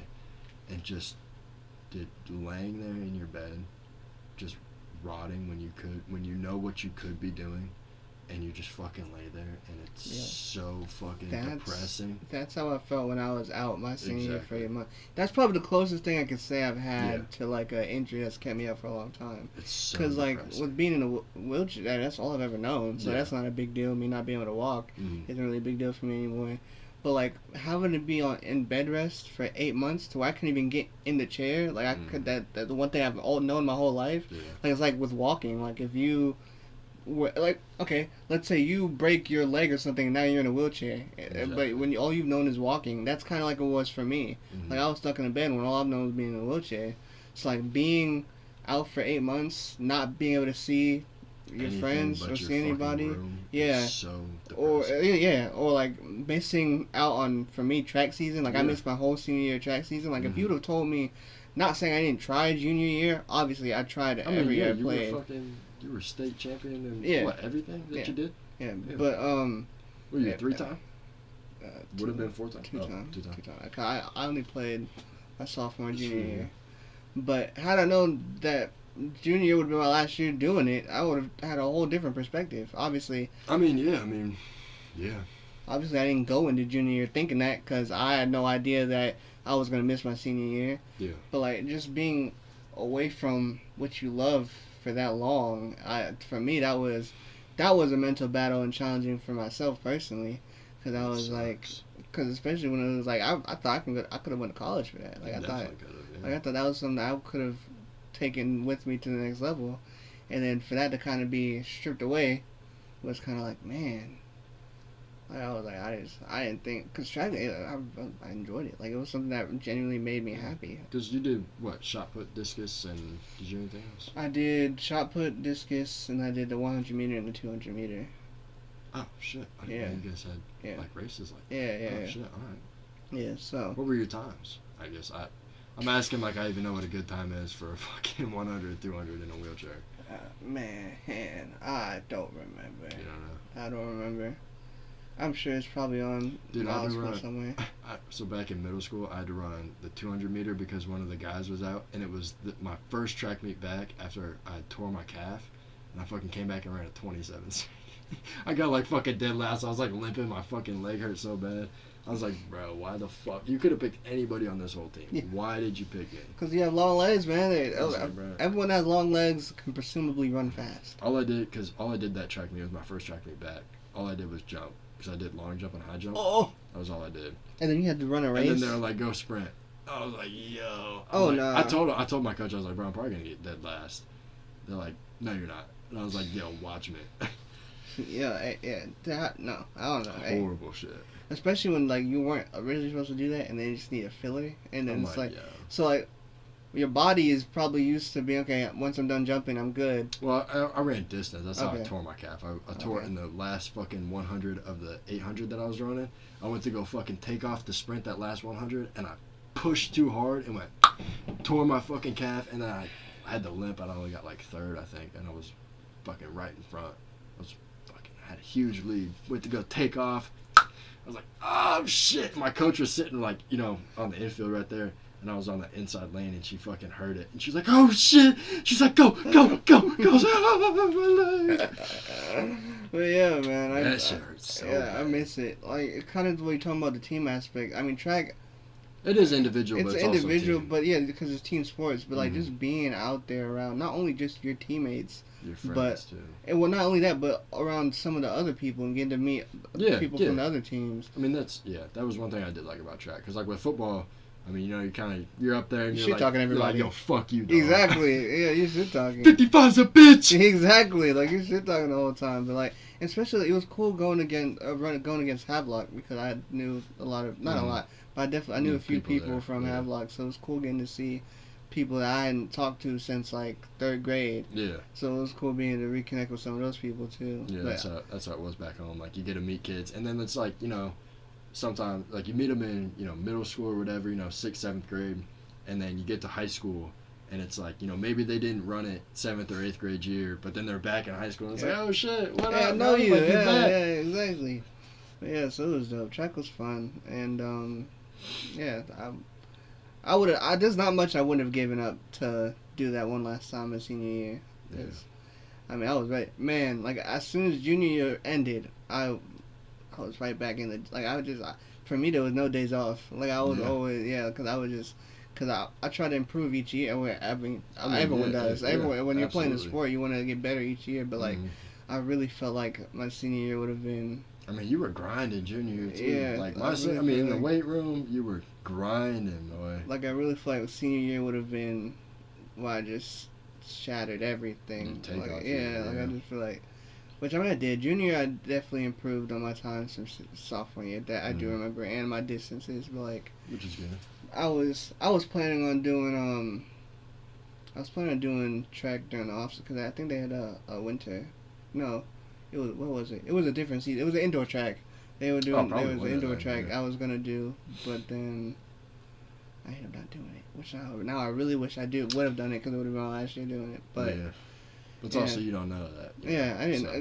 I didn't know that. Yeah, it was. Which is also, I guess, kind of a different way of thinking. You know, take every opportunity, no matter what. Yeah. So. Oh yeah, that's a great. Yeah, it's a great. I mean, that's a little bit of a lesson. Yeah. That's something I've learned. Like that's something that has taught me. Like don't take anything for granted. Exactly. Don't take any because you never know.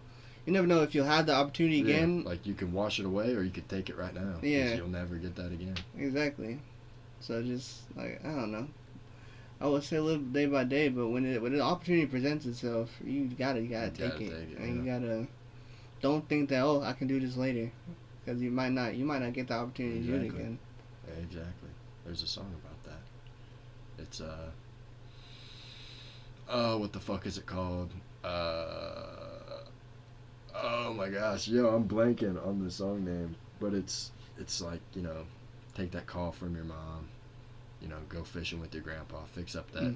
There's a box of 65 parts waiting for you and your granddad. What the fuck is that song called? Y'all know what I'm talking about. I do not.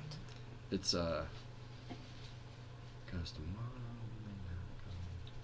Say no sorries and I love yous. Oh, what the fuck? It's Till You Can't by Cody Johnson. That's what it is. That's what it's called. Okay. That's a good song. It's a country song? Yeah. Of course. I guess I'm just a big music guy.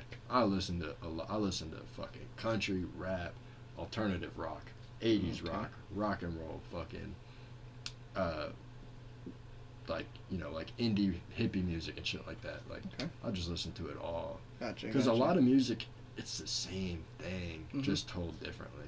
Which is, you're just hearing. It's almost like you're kind of sitting in on somebody debating. Right. You know what I mean? You're hearing all these different sides of the story, but they're really saying the same thing, just differently. Oh, like, what was that song? The song "I'm Not Racist" by Jordan Lucas. Lucas Jordan. Yeah. Jordan Lucas. Jordan Lucas. Okay, I love that song too. You laughed, but I do like that song because it does put things into perspective. That's the one on his new album, right? I don't know. No, it dropped this summer. No. It's a couple years older. But I like that song. He did have one. Did you see the one? I swore it was this summer. Jordan's album was corny because he was talking about like racism stuff. I don't know. The song I'm talking about came out a couple years ago. But I like the song because it tells from different perspectives. Like it tells a story. Is that the one about the gang? No, it was just the white kid and the black kid. No, it was so it was this white guy and this black guy, and they were sitting at a table, and they were sitting in front of each other, and they were just talking about like the different stuff they go through as a black man and as a white man, and why they don't like the other race. Oh, okay. And it was just like puts things in, and then at the end they end up like kind of talking about how they understand each other's point, and then they kind of shake hands, and then it kind of wraps it all together. And then racism right there. It didn't, unfortunately, but that was the goal. But I also do feel like a lot of racism is just because we keep talking about it. Yeah. No. Yeah. Leave it the fuck alone; it'll go away. Same thing with like the N-word. Like if you don't like white people saying it, don't make it a big deal. They're gonna lose interest. It's like a fucking kid with a toy. Yeah. They're gonna lose interest. And my thing is, I feel like a lot of. I keep saying my thing is. I feel like a lot of. It's your thing. Yeah. My thing is. Exactly. It's just, and you hear it so much in the music nowadays too. It's like how you can't expect people not to. Everybody's so desensitized to it. Plus, at the end of the day, it's just a word. It's just a word. In reality, at the end of the day, no matter what connotations used to be behind it, they aren't behind it anymore. No matter what it used to be. I think it depends how it's being used. Yes. You can, but that's any word. There definitely are still racist people that will use that word as a derogatory. But I understand what you're saying. But I'm also saying the majority of people aren't using it that way. Yeah. And if you are, you're making it known that you're using it in that way. You're not doing it as a sly. It's not like, oh, but it's forceful. This is what I mean. This is what I'm saying. But everybody else, I mean, fuck, dude. How many times do you hear the N-word in everyday music? And like for me, I mean, shit. Fucking Meek Mill has a song called "That's My Nigga." Like he's like, yeah. For me, I don't really get too mad about it as long as you don't overdo it. I mean, yes. But I get like that with no matter if you're black, white, whatever. Yeah, literally, it's just. I don't care. Yeah, just as long as you don't overuse it, and like I said before, as long as you're not saying it in a way that you're trying to offend somebody. Exactly. But if you're just, it's just like a using casual, it as a word, like what's up, man? And it's like okay, you can say it. Yeah, I'm not gonna. No. Which I'm gonna get a lot of hate for that because I have black friends that are like, oh, you can't let people say that, but it's like, it's not even like that. You know what I mean? Plus, at the same time, who are you to let anybody do anything? You know what I mean? That's not your position to say anything because at the end of the day, he's gonna let you know if it's wrong or right. Yeah. And if you're not using it in that way, you don't have a problem. Like, have you seen Bel Air, the new show, not the old Fresh Prince? I've seen clips of it, but I've never watched the new show. So, in one of the scenes, it was Will and Carlton, because obviously Will's at this rich white school. Mm-hmm. I mean, it's not white, but rich school yeah. With a bunch of preppy white kids and preppy black kids.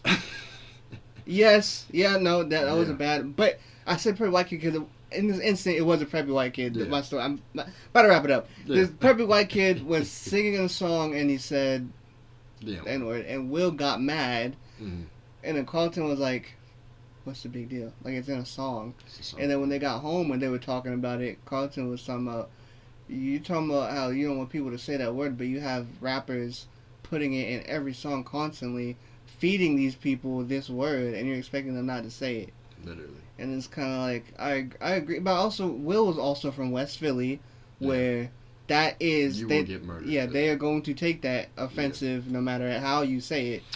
Which also, it honestly comes from such a place of living in the past, and that's such a horrible way to live your life, and such a horrible thing to do. And then you use the past to fuel your own anger and hate and take it out on people, and it's like, if you would just, like, people talk about, like, oh, black people are held down in America because we used to be slaves.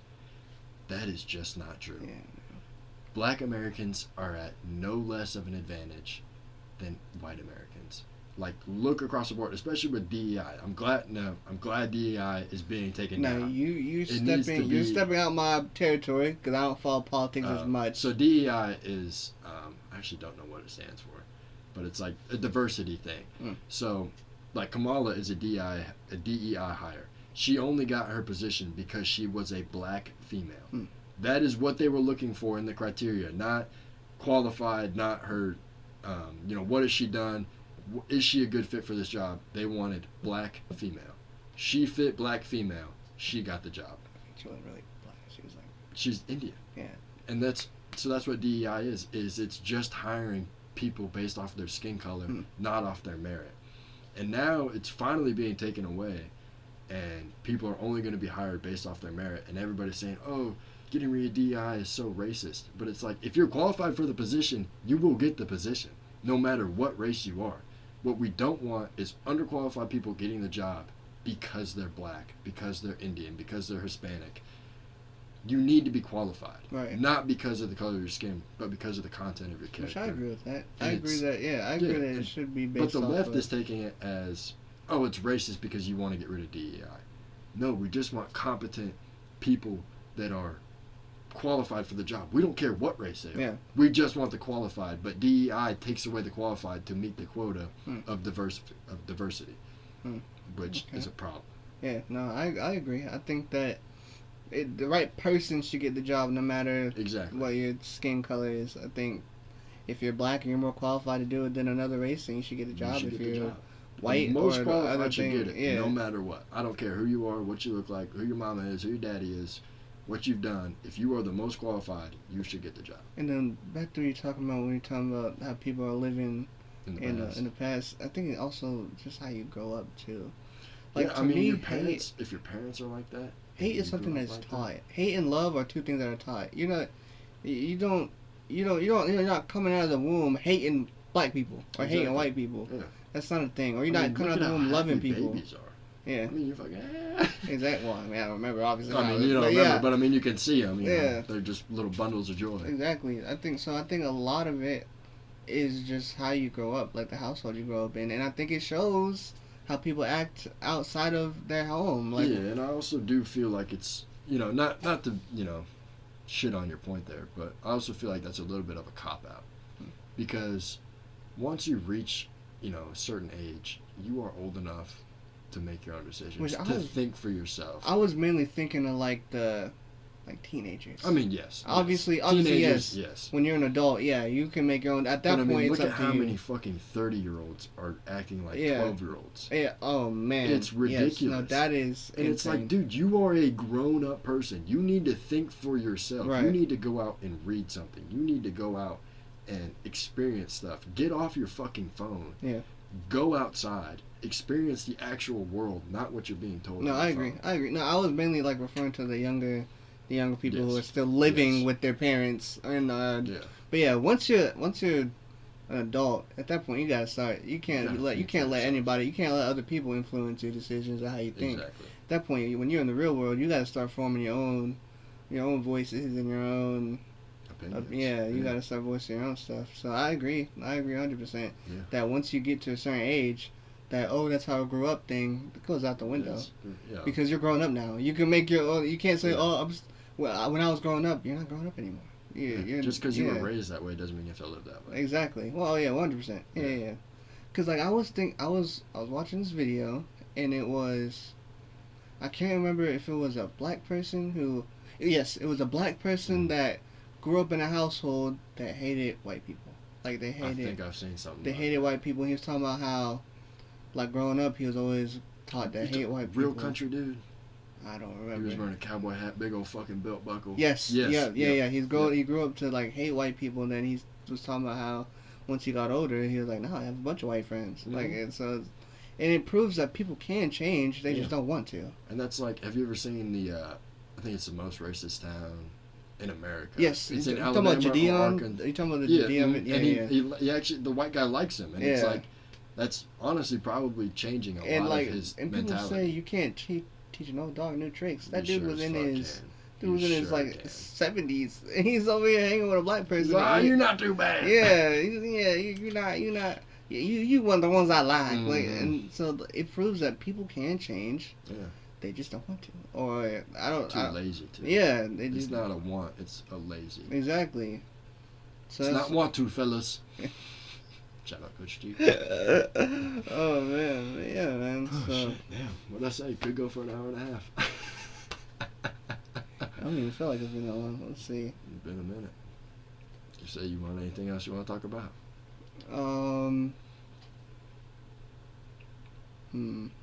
Putting you on the spot now. You are. I'm trying to how I want to word this without getting.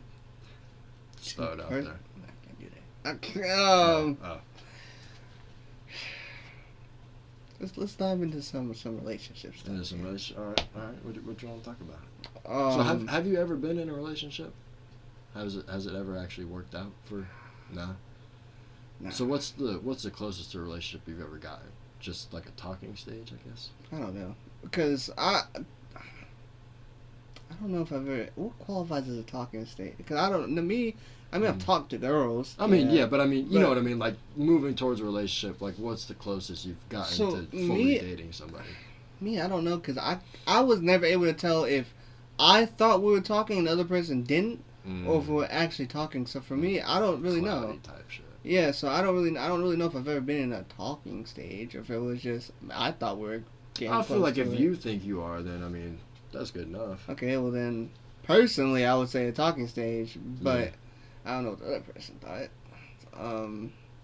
So have you ever been on a date, like a real date, like you both said you were going on a date? No, I haven't. I always think about it, like how it would go. Yeah, I always think about it, but nah, man, I've never done it. But yeah, to me, perfect date for me would be.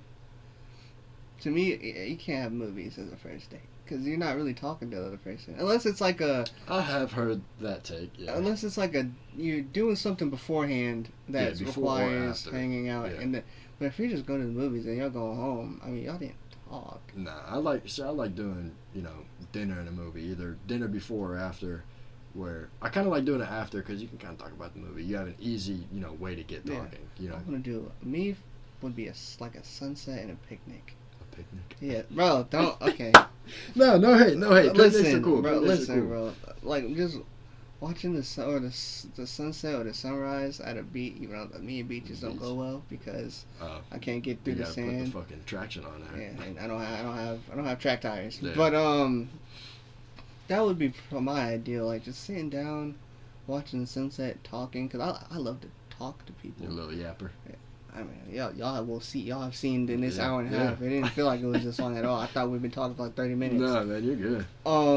But yeah, I love to talk. Like me, I'm not a text person.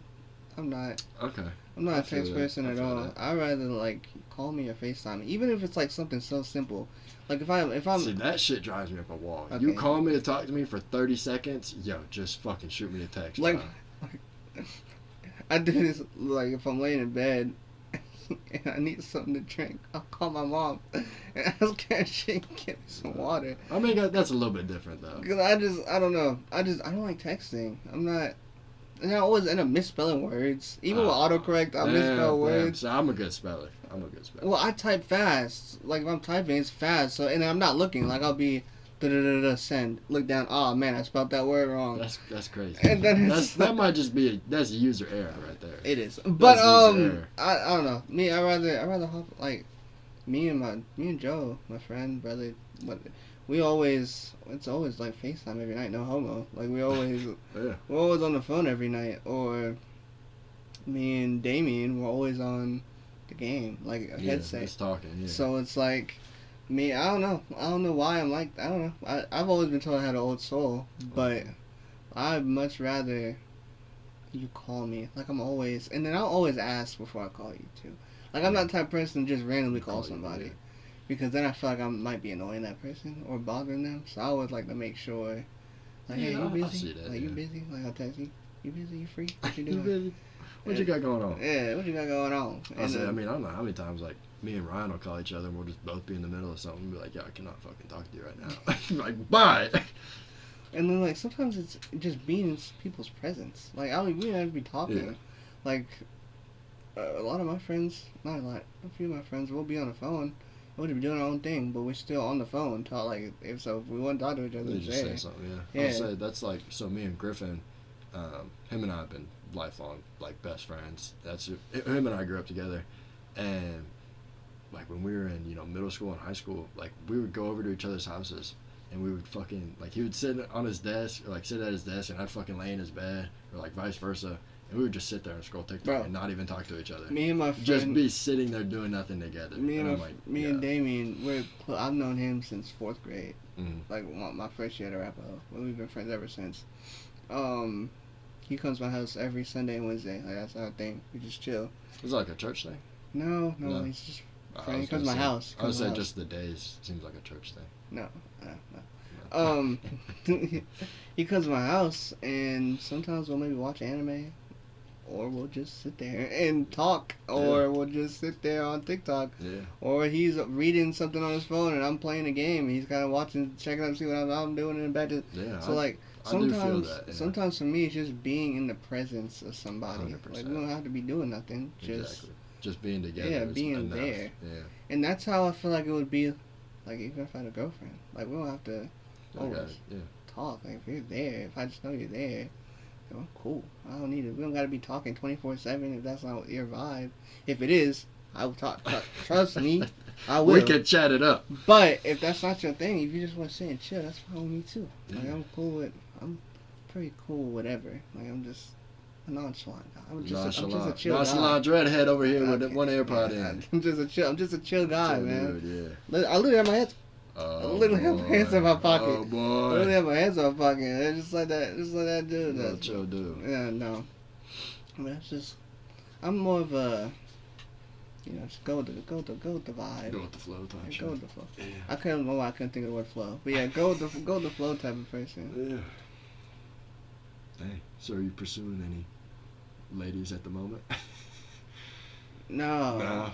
I was. I'm not really either. I was, but not now. I'll say we don't gotta talk about that if you don't want to. Nah, but like I told my mom the other day, I was like, I'm at the point now, like I'm 19 years old. Mm-hmm.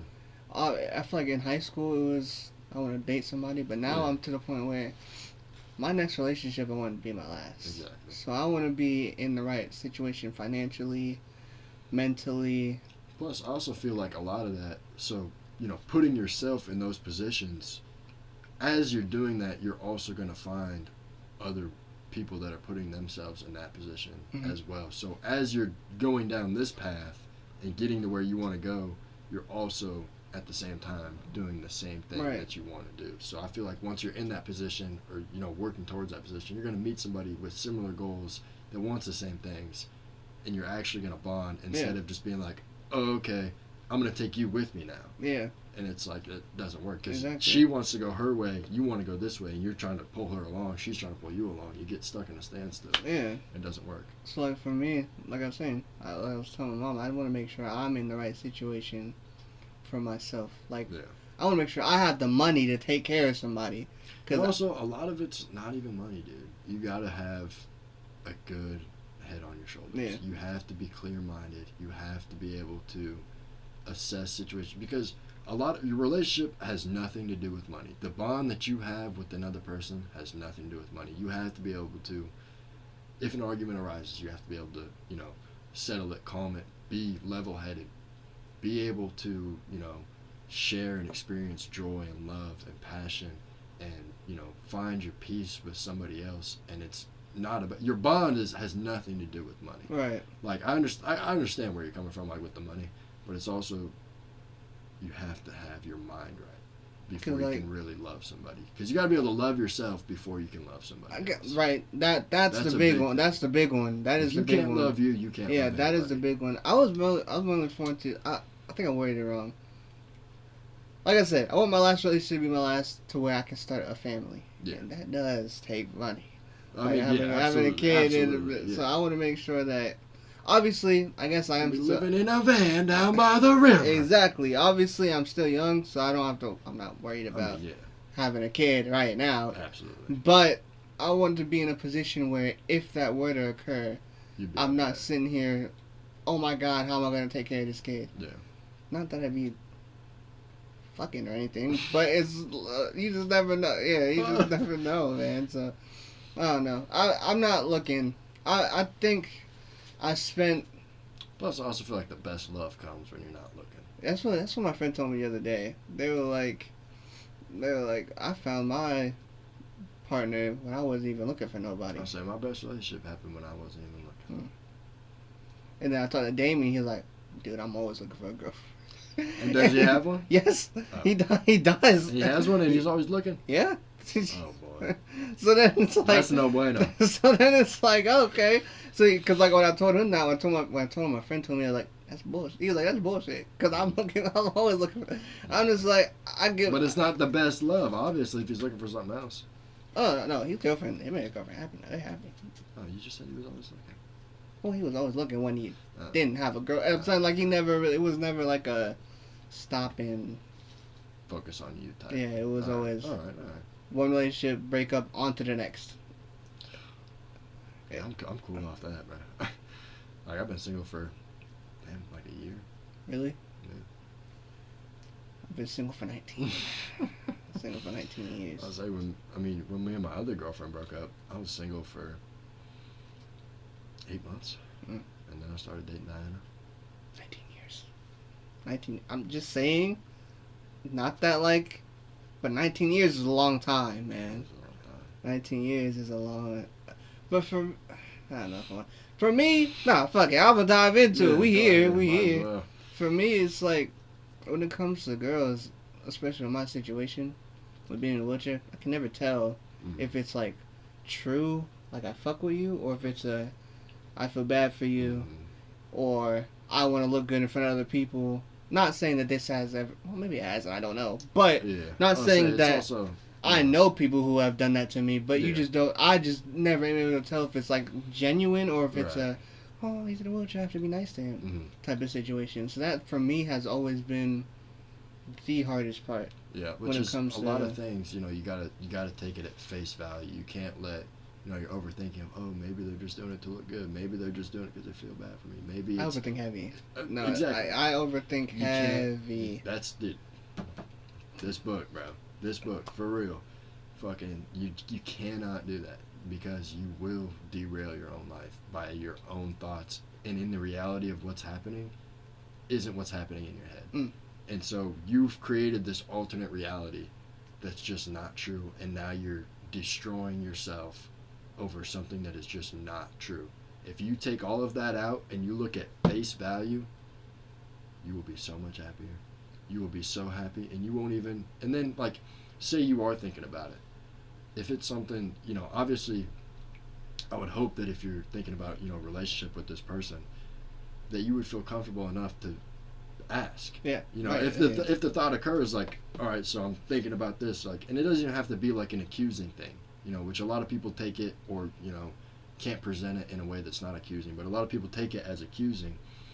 But if you can just be like, hey, like, this is, I've been thinking, like, I'm not saying this is what's happening. I just want to know your thoughts on this. Like, I'm thinking, maybe this is just for pity, like, and I don't necessarily mean it, to be like, oh, you're just doing it for pity, but it's like, this is kind of what I'm thinking because of my situation, because, maybe it's happened before, maybe it hasn't, but this is where I'm at, this is kind of what I'm thinking, and not to say that it's truth, but I just want you to know what I'm thinking so that we're both on the same page, and that I'm not accusing you, but that's what I'm thinking.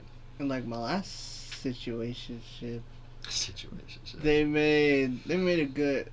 did a good job making sure that wasn't the case. Like it wasn't exactly. And reassurance is a big thing when you are in a relationship.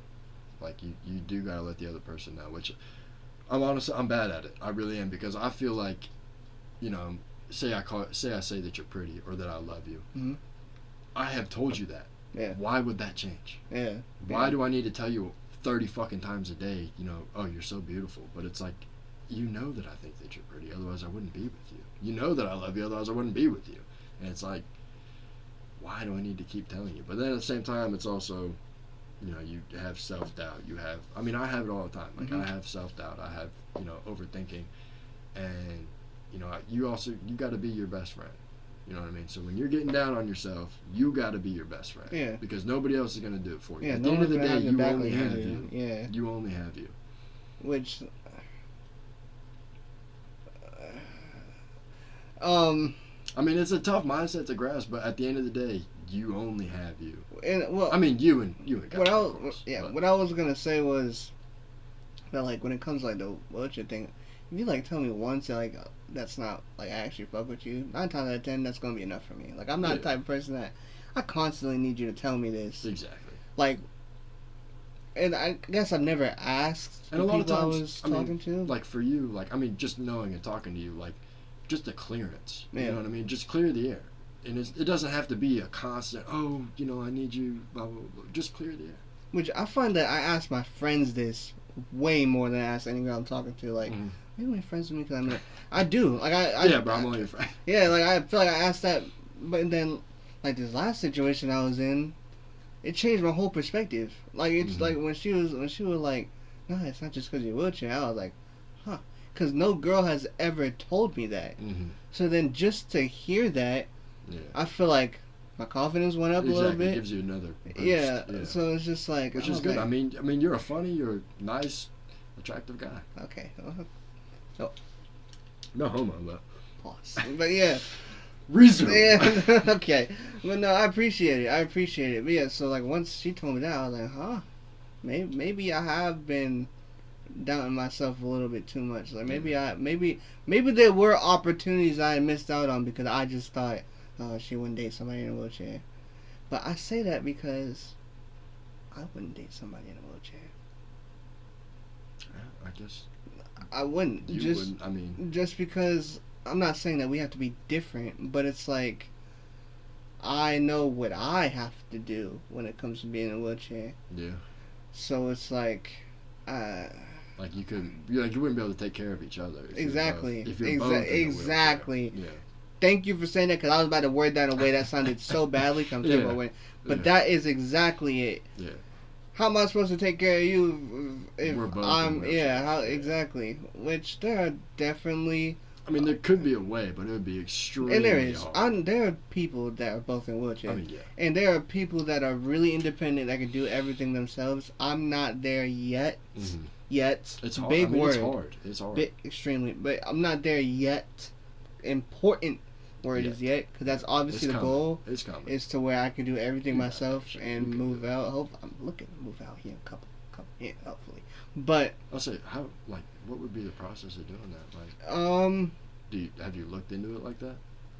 Yes and no. When I say look into, I mean. So I guess what's your biggest holdback of not being able to move out?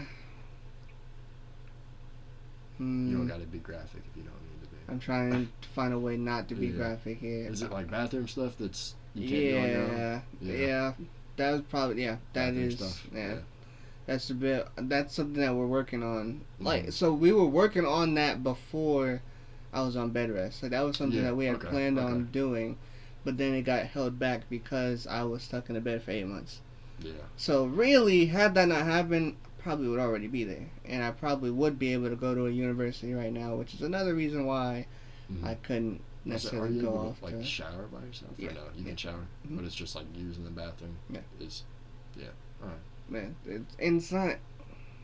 Try not to get too. Yeah, we'll keep it there. Yeah, I know. We'll keep it there, because in a way, I can do it. I don't know. I don't know how to describe it with that. Is it? I guess is it the getting out of the chair onto the seat that's the hardest? It's no. All right, cleanup duty. Aisle 9 is a little tough. Aisle 2. Yeah. Aisle 2. Yeah. That's when things get tricky. But if it's just aisle 1, if it's just aisle 1, aisle 1's easy. Aisle 1's easy. Exactly. See you later. Yeah. So, but yeah, that's really what's stopping me. And then I want to say cooking, but also not, because if I have. I say, can you cook? Like you know how to cook? Yeah. Well, I know how to read instructions. Oh boy. So if I gave you like a chicken breast and some seasoning and so I guess a can of green beans and a can of corn. I have instructions? No. No. Oh man. You're getting salmonella. Yeah. You're. Oh boy. Yeah. You're cooked. Yeah. The chicken's not cooked. The chicken might not be, but you will be. You will be cooked. Yeah. No. But like. If I'm following a recipe, like if I have something like put this here for this amount of time and then this amount of liquid and then I think I can do it.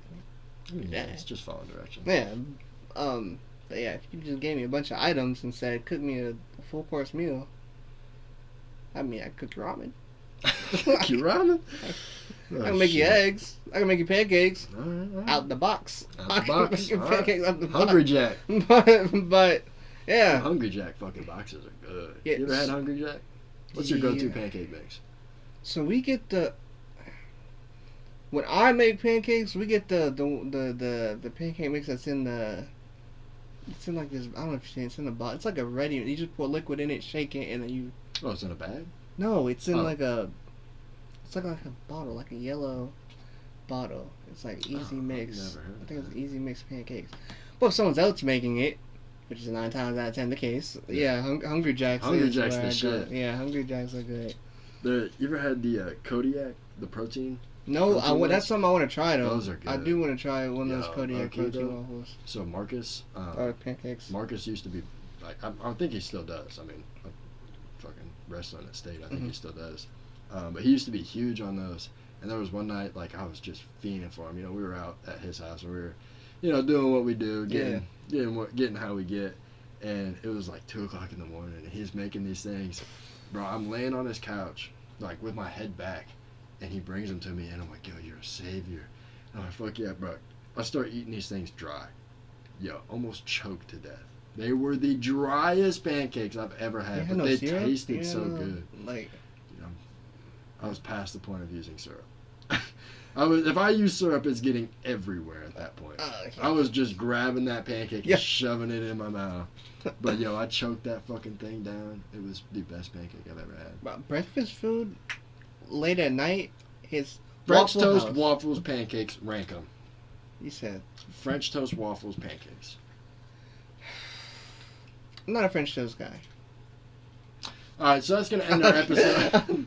French toast is at the bottom for me. At the bottom. Out of the three, it's at the bottom. Waffles are just... Flame him in the comments for this one, please, bro. Waffles are just pancakes with abs. Okay. They're better. They're just pancakes with abs. They're better. Okay. They're cooked differently too. So. They're just pancakes with abs. Right. And you use pancake mix to make waffles, man. And then you put but it's cooked differently. It's pancakes, waffles, French toast. It varies for me. You're going pancakes, waffles, French toast? It varies for me. I eat pancakes more. I do. But, like, my go-to when I go out to, like, an IHOP or Baker's Kitchen is chicken and waffles. I love chicken and waffles. Oh, man. I love chicken and waffles. I'm not gonna lie.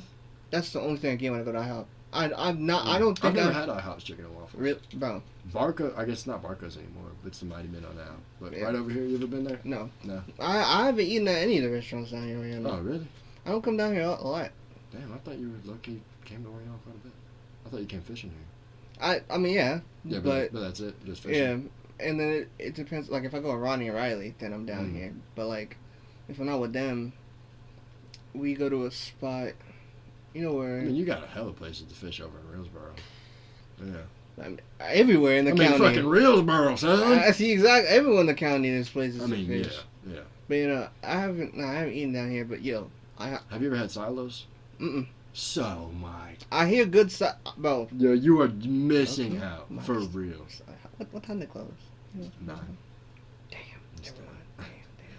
The only thing open in the county now is fucking McDonald's. But yeah, the IHOP chicken. I don't think I've ever gotten anything else. Like, I've eaten at Waffle House for years. I think I've only gotten chicken and waffles. Like, when I find something I like... I get their pancake. I get IHOP's pancakes, but I haven't been to IHOP in... I don't think I've been to one since I've lived here. Well, like, have you had the one at Baker's Kitchen, the chicken and waffles? Baker's Chicken. Yo, there's syrup. Baker's Kitchen. You've never been to Baker's? Wow. That's like me not coming down here and eating the restaurants here. I tried to go there one time, and it was so full I couldn't get in. And I was like, oh yeah, no, they be popping if you're not there early. So I just didn't go. And then I was gonna go last week when Griffin was here. I was gonna go, and then we stayed out here a little too late.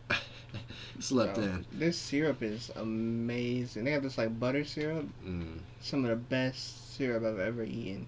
You put it on their waffles. Their waffles are soft. They're not like Aunt Jemima syrup, yummy. Yeah. That's what I throw down on. This is Aunt Jemima. That shit's good. It really is good. I fuck with it. I think that's the only.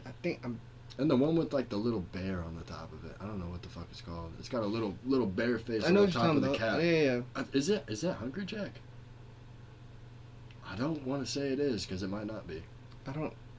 I'm bad with names. But you know what that one's really good with the little fucking bear on top of it. I'm bad with names. That shit's good. It's got a red cap. With everything. Like everything. Dog, I'm not gonna lie, it took me a while to get your name down. I just knew I knew your face and I knew you played quarterback. That's what I got one of the easiest fucking names ever. Dude, I'm terrible with names. WADE. I'm terrible, bro. I thought your name was like Hunter or something. Hunter? Hunter? What the fuck? I'm terrible with names, bro. Like, especially when I'm watching anime. Oh, dude, I don't know any other people in the anime, bro. I only knew, like, the main character. And that was it. Even then, like, it took me Demon Slayer. I could not remember Tanjiro's name for so long. And then, okay. I've only watched one anime and it was Death Note, and it's because I watched it with Griffin. You gotta watch. Nah, if I could recommend any, it would be Black Clover. That was my favorite. Yeah. They keep recommending me Attack on Titan, and they did say Demon Slayer, and they said Demon Slayer. They said something else. Attack on Titan is it's definitely a good one, like, to start with. Mm-hmm. Like if you're just starting watching anime.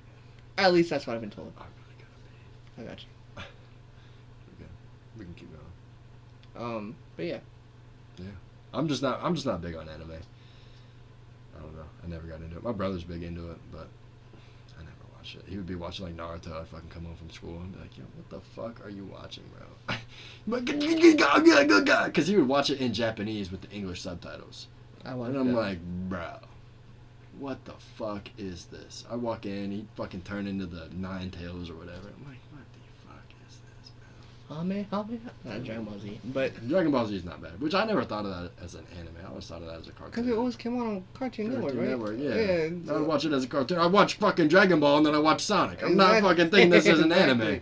Well, like Avatar: The Last Airbender, which is not technically anime because it's an American cartoon. I guess.